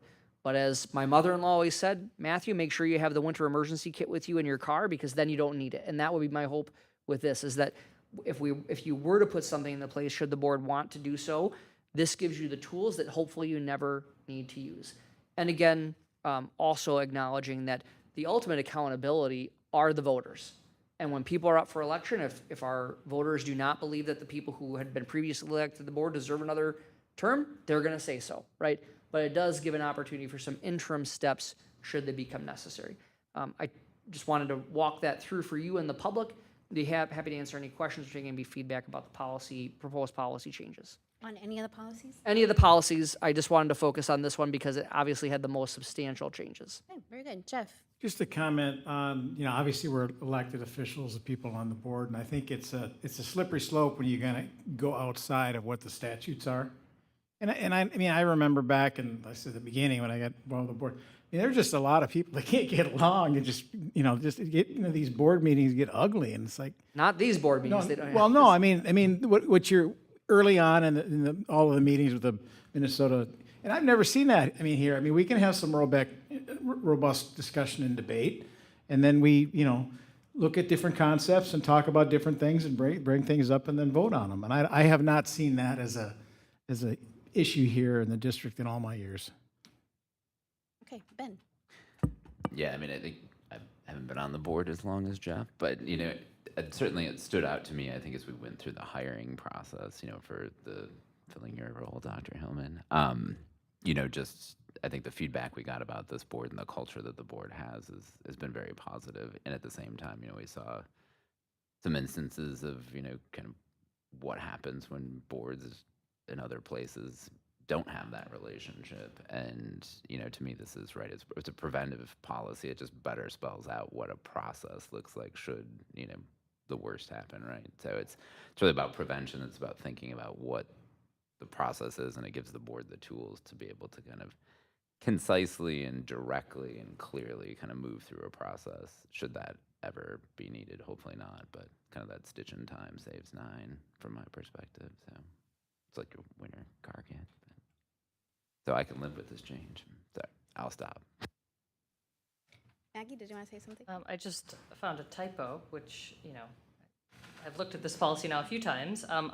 In the section 3 procedures, there are the letters A, B, C, and D, and then it jumps to the next Thank you. page and it's B and C. Yep, we'll fix that. Thank you for catching that. Ray, did you have any comments at this time about any of the policies? I wanted to also thank the board members who are part of the policy committee for working on this, because as you said, there isn't a lot of examples, and it's not, we have 209, but you added a substantial amount of policy to it, and so thank you to those board members who serve on that policy committee, as well as some of our DYC. And I wanted to know, when is the next time that the policy committee is meeting? So we are done for the year. Normally, we would meet in May and June. But what we determined is because any new policies that we would bring forth at the May meeting would be read for the first time at the only board meeting in June. And the second board, you know, the second would be in July. With the switch in superintendents, we felt this was a good time to stop. As you know, we have a robust list to bring forward. We're cleaning out our backlog of updates that were minimal, and most of them are very minimal. So the committee would not meet right now as planned until probably August, I would say. It doesn't mean that we can't have a policy committee meeting if there's something that you'd like to say, can you bring this back to the policy committee? So if it's something you want us to bring back to them before the June 8th meeting, I think that would be appropriate. I mean, if we're just talking about typos, obviously you don't have to open up another meeting. Correct. Yeah. But if there are comments about the content, how would you work I on think that? that's why we're doing this tonight, right? Which is the first meeting, the first reading. So, you know, typically that process is the policy committee reviews it. Then it comes to the board for the first reading. This is a meeting where there can be those kinds of comments. And then we also can, before we approve it, right, at the next meeting, if there are other comments, the board could hash some of that out at the table and say, you know, we would approve it with this change, if that makes sense. Or you could say to table it, right? Or not to table, but just not approve it, and it could come back at another date, so. That makes sense. I also noticed that typo, so thanks Maggie for bringing that up. And I wanted to add on that one, letter C perhaps is already duplicated in number 6 under sanctions. So I was thinking either move letter C to be letter C under sanctions, or Got it, yep. remove it since it's mentioned in number 6. Yep, I think that in my take is that we should remove it from It is a item sanction. 3 and then include, I think it makes sense to leave it more so on the sanctions. But it is repeated on number 6. Correct, so I think we'll remove, so I think what I would suggest is that we leave it number 6 under sanctions and remove it as letter C, actually, which is the 5th point under proposed section 3. Okay. And then, do we have very many policies that include a how-to, that include a procedure? I'm thinking of one, I think it's in Title IX maybe, where there's a policy and then it goes to a procedure, and the procedure is in the you know, in that case, it's very operationals versus policy. you bet. Obviously, this is policy and it's dealing with the governance board, and so there isn't really an operations side of it. But I have seen other school districts have a separate document that is more specific about the expectations, so more of the procedure part of it. So I wanted to hear, is this procedure part, was that modeled in the few policies that you did get a hold of, or was this the policy committee trying to, address all of the questions that come up from a policy? Yeah, that's very insightful. So a couple of pieces is, we did not see the sanctions or those pieces embedded in other policies like we're doing here.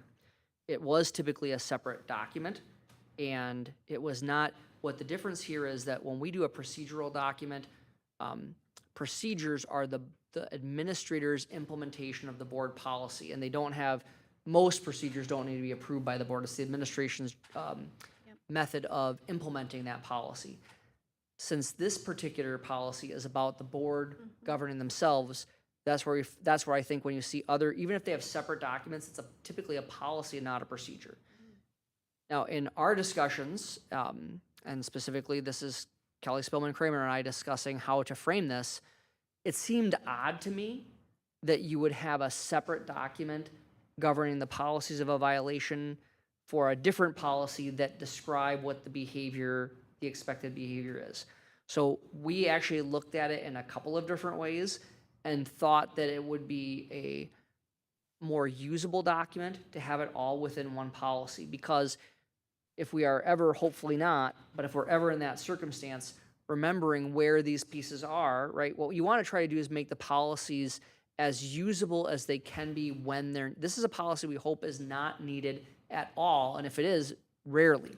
And so trying to make sure all of the information, this was just our theory of action at this point, was to contain all of it within one document, so that if you're talking about this, you're going to have a little bit of a heightened sense of stress to a certain extent. And so rather than having, well, you didn't look over here, you didn't look over here, we can link things, but that's not a replacement for trying to make a document that is usable with the menu of options available. So we certainly can do that if that's the preference. Our thinking was, if you have to use this, we want to try to make it as simple as we possibly can. The issue I have with that, or the hesitation, I should say, is that, as I understand it, policy is our law. And so you don't really want to have a lot of, as I understand it, a lot of room for interpretation. And so you need it to be a little bit more black and white, so you can say the policy says this is the next step. Right. And with the procedures, one, if your procedure changes, now you're talking about making a change to the policy, so that could slow things down or go in a certain path. It's not an issue, it's just a observation.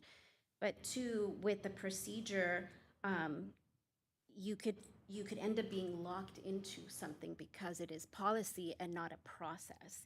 And I understand the committee tried to, address that by adding, phrases that talked about, we hear like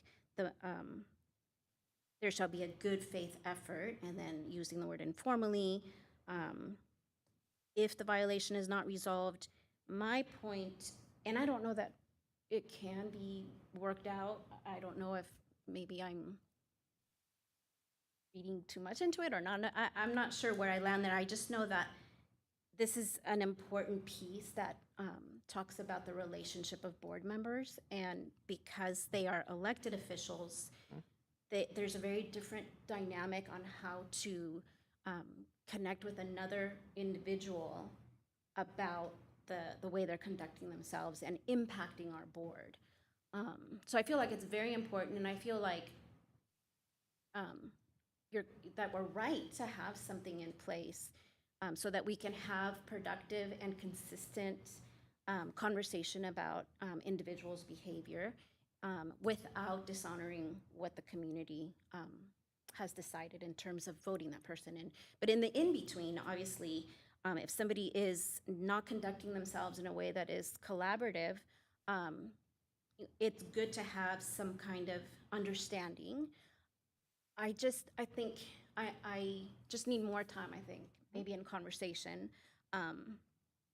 with having something that is a guide or even something cultural or an expectation versus a policy that then has consequences, which I'm fine to have a policy in place and to have a consequence for breaking that policy. But I just feel like it is tricky when we're talking about not an employee who can be let go and not a student who could be suspended, but individuals whom the community sent forward who are not conducting themselves in a professional manner, are being disrespectful, are, even the few policies that we have about once the board votes on something, then all the board members are to support that vote and not speak against that vote, and to go through the superintendent and go through the chair. Even those few items that that create culture and create process, have been, because we don't have a policy in place, have been difficult to address with individuals over the years. So what am I getting at? That I just want to, say that I agree with this policy. I am glad that the committee worked on it. I also have some hesitations with saying it's procedure and including procedure in a policy. I'm not saying that I'm right on that. That's just where I'm at. I do have some, as I read it, I did find places, specifically because I'm sitting in the role of chair, so I was really thinking about what would that look like for me in that situation, this year as an example. There are places where I felt like the policy was indicating the chair will do something and then it would swing back to the board will decide. So I can point those out specifically, but I can also just leave it at that and see what other board members have to say. And I'll have just a couple of comments. I think you lay out a difficulty with this particular approach because you're absolutely right. All of our other policies govern behavior of students, of staff, right, who are within either an employment situation. So and you also have 4,500 people or so who those govern every day. So when you have procedures to create you want to have consistency, also with a little bit of flexibility to address the situations that are unique, right? We talk about that when we talk about the student citizenship handbook, right? We want people to be treated consistently while also making sure that we understand the context of a circumstance. I think the challenge that you get when you talk about a document that is basically governing or policing, I'm going to use the term, the 7 board members who are elected, is that you aren't delegating that work, right, to the administration. So it's a good point, right? You do embed these procedures. I think to what you shared, when we look at this, there's a lot of may, the word may rather than shall, right? Because that tries to give the flexibility by just some of those word choices as to how the board could proceed. And I appreciate we'll take another look about how we lay out between the chair and the board, because in my mind, how I see this is that the chair's responsibility is to shepherd the board's process, right, which is memorialized in the policy, but it's the board's job to determine whether there was a violation committed and what kind of sanction to have. So the board chair serves as the captain of the ship, if you will, with the entire board actually making the determination. So I think we should go through that to make sure that you have a unique perspective sitting in the chair seat. And when you think about it hypothetically, I think that's important to make sure we capture and think what the best way to do it is. But this will be unlike any other policy that we have, because it's the only time that I can think of where it is solely about how the board does its work. And, again, several people had brought this to my attention thinking, should we have, at the end of the day, we've done very well without having it, right? But I always see when I have a number of board members bring me something I think is responsible for me to put it together and then to bring it through the policy committee and then use this exact process right here to make changes, because I think the points that you made are excellent, and it's uncomfortable. It's uncomfortable because we're talking about a hypothetical scenario where someone who was elected is not following the procedure. When board members take the oath, they say, I'll follow all of the things, the Constitution, the policy, all those things. And so it is uncomfortable because we're talking about a circumstance where we're perceiving that someone hasn't. And so in this case, the board chair serves as the shepherd of the process, if you will, and the board itself making the final decision. Yeah, and again, I do think that we should have a policy similar to this. I just have some maybe more specific comments to make about it, and I can I could. Yeah, I'd love to come chat. with Yep, you, that'd be yeah? great, yep. Okay. Very good. Anybody else? Okay, Yeah. Jeff. I would just be more comfortable and just from a legalistic, we're public, elected by the public. So whatever it is, or whatever the criteria is for exiting or being rebuked or asked to leave a board, I think that should be defined in statute, period. Yeah, for sure, Jeff, the removal of a board member is addressed in the statute, and it's called proper cause. It says that's what the term is. And like I said, I think that proper cause standard is incredibly high. Like, I have only seen in the couple of circumstances that I've seen a board member removed over the last 30 years across Minnesota, has typically when there's been either a gross violation, right, of an ethical standard, or and many times it's because they were convicted of something of the same, if that makes sense. And then the other part is the board deciding. I think the board does have that ability to decide how it manages its own members. So I appreciate you bringing forward. Of course, we're going to follow statute. That's what we always do, right? And then this is about, is there an interim step in there so it never were to get to that point? Go ahead, Ben. Yeah, I mean, I think to the concerns around procedure, I mean, I think in some ways we need the specificity as part of this policy, again, to kind of the points that Dr. Hillman was making. It sort of lives in its unique space. You know, and I think what this does for me is that it creates some clear expectations, but it's all, which were there before in terms of the code of ethics, but also just sort of like, well, what happens when that doesn't work, right? And so it spells that out where there's ambiguity currently without the policy. You know, in a lot of the language, the only shall language in there is basically, you know, what does it say? I don't know, yeah, basically like, you know, the board shall decide whatever, you know, the final remedy is, but the path you take to get there is completely fluid and optional, right? It's may, could, so there's nothing requiring us to go down that road. You know, it's more of a collective decision, just like anything is for the board. But, you know, we're accountable to the voters, but we're ultimately accountable to each other too, as part of this board. And I think that's the key piece. And I think, you know, clear is kind, right? Like, so these are some of the consequences that can exist if you know, do things you hopefully shouldn't be doing. So to me, there's a lot of value in spelling it out in that level of specificity. And, you know, is it perfect? No. But, you know, or if it's not, we can always come back and make tweaks down the road, and we can always change and update policy. But I do think that it helps to sort of paint those lines on the road from my perspective. Yep. Corey? Yeah, I'll agree with everything Ben just said. I also want to chime in on Dr. Hillman's comment about shepherding the board as a chair. And I think that's part of this, and part of having this in policy is to mitigate potential issues that could grow from one instance or two instances into a bigger issue that becomes more public. So I actually think the policy is great. I appreciate the effort put into it. And then I would also say this is not just, again, Dr. Hillman's right. There's very little challenges with this current board. We have a social contract. We keep each other accountable, keep each other honest. It's great. It works here. It doesn't always work that way elsewhere, and we don't know what future boards in Northfield may look like. So this policy is not just about the existing board. It's about future boards and whoever may join the board at those times. So it's responsible for us to govern ourselves both now and for future boards to help protect the board and the district. Good. Final All right, comment. Jeff? As you're looking, obviously, other school districts to look at, I know a guy that's going to be like the head of the Superintendent's Association thing. That would be something for maybe this new person to take a look at and give us some feedback. There you go. Thank you. I will take that challenge on, Jeff, and I think I appreciate it. Again, I'm grateful we haven't had an issue here, but you do see some of these things popping up, and so a statewide solution is important. Good. Thank you. Anybody else? Any comment on any policy? All right, then we will move on to our consent agenda. As a reminder, there was some personnel items in the table file added to that consent grouping. Is there anything anyone would like to pull from the consent grouping for separate consideration? Is there a motion to approve the consent grouping? Motion. Thank you, Maggie. Second.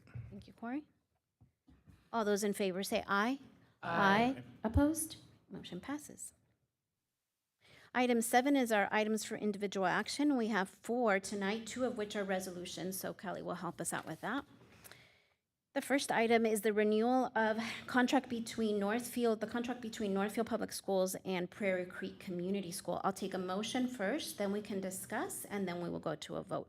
Who will move to approve the new contract between Northfield Public Schools and the Prairie Creek Community School for the timeframe of July 1, 2026 through June 30, 2031? So moved. Thank you, Ben. Second. Thank you, Corey. All right, Dr. Hillman or Daryl or? I do know that the Charter Schools Executive Director, Simon Tyler, would like to just share a few comments with the board if that's acceptable at this time. And then Daryl's also available for any questions about the authorizing process. Good evening, everyone. I just have a few really notes of gratitude as you start your discussion. I've worked at Prairie Creek initially as a teacher and then for the last 15 years as director.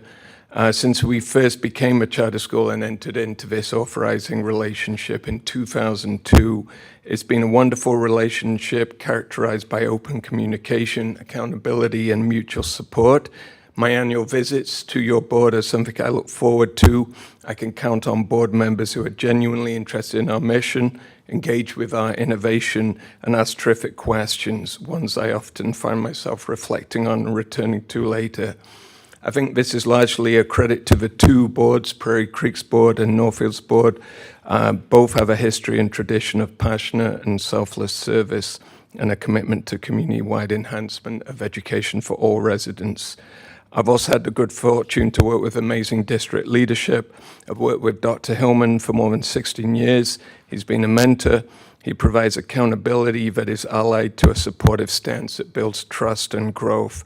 I'm here on behalf of all the staff at Prairie Creek, and I can tell you they unreservedly admire Dr. Hillman and look forward to his annual site visits and conversation. I'd just like to take this opportunity to wish Dr. Hillman all the best in his new role, where his expertise and wisdom will further strengthen the world of public education in our state. And I will probably still bug him for school leadership advice.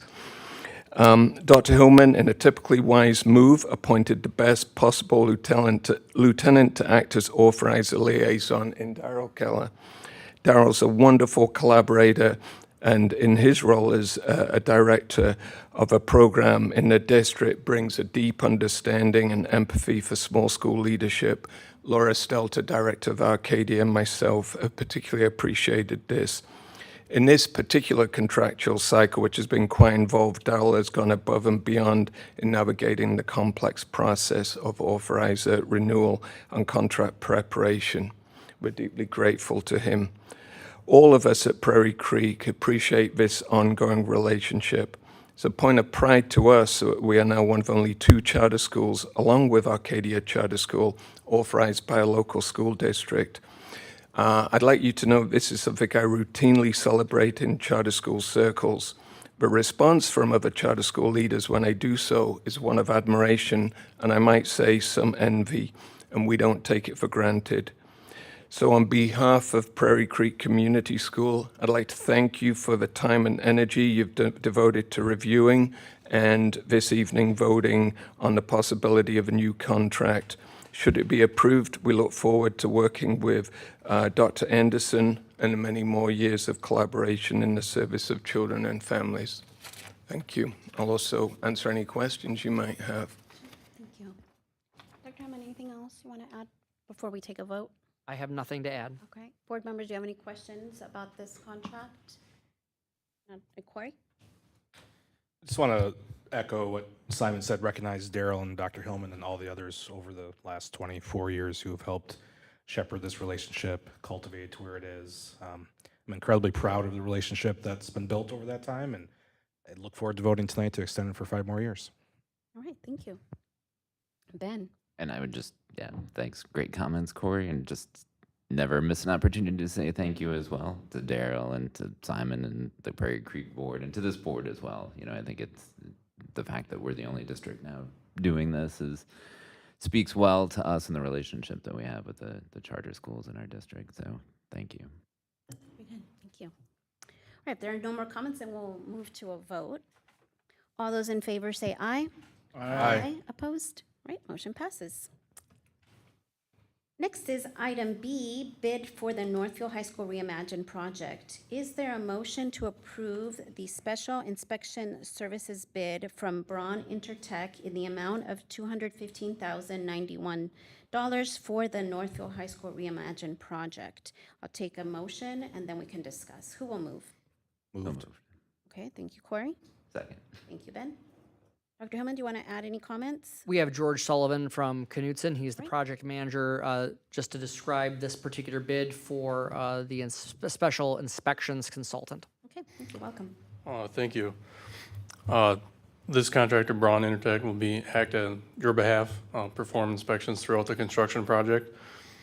They will raise any issues, and we will work with them throughout the time and report back. And I just want to make it, this is the first time that I've had a chance to recognize George publicly. He's been an integral part of our team with Knutson, along with Josh Cooper, and has just been doing an outstanding job helping us navigate some of the quirkiness and the challenge that we've had with this construction cycle. And I just really appreciate George is very honest and tactful, but he tells it like it is in a way that helps us understand what we need to do, and then he supported us to do this. So I just want to take this opportunity to thank George for your work and being a great part of the team. And again, this is a standard process that you're going to see a few more of these over time. That's helpful. Anyone else? Ben? Just a quick question, George. Thanks. Does the district receive the results of those inspections at the same time Wold does, or does it go to Wold or Knutson first? What does that process look like? Just out of curiosity. They'll send out weekly reports that can be made available to yourselves, or anybody put on an email chain, and that can receive them. Okay.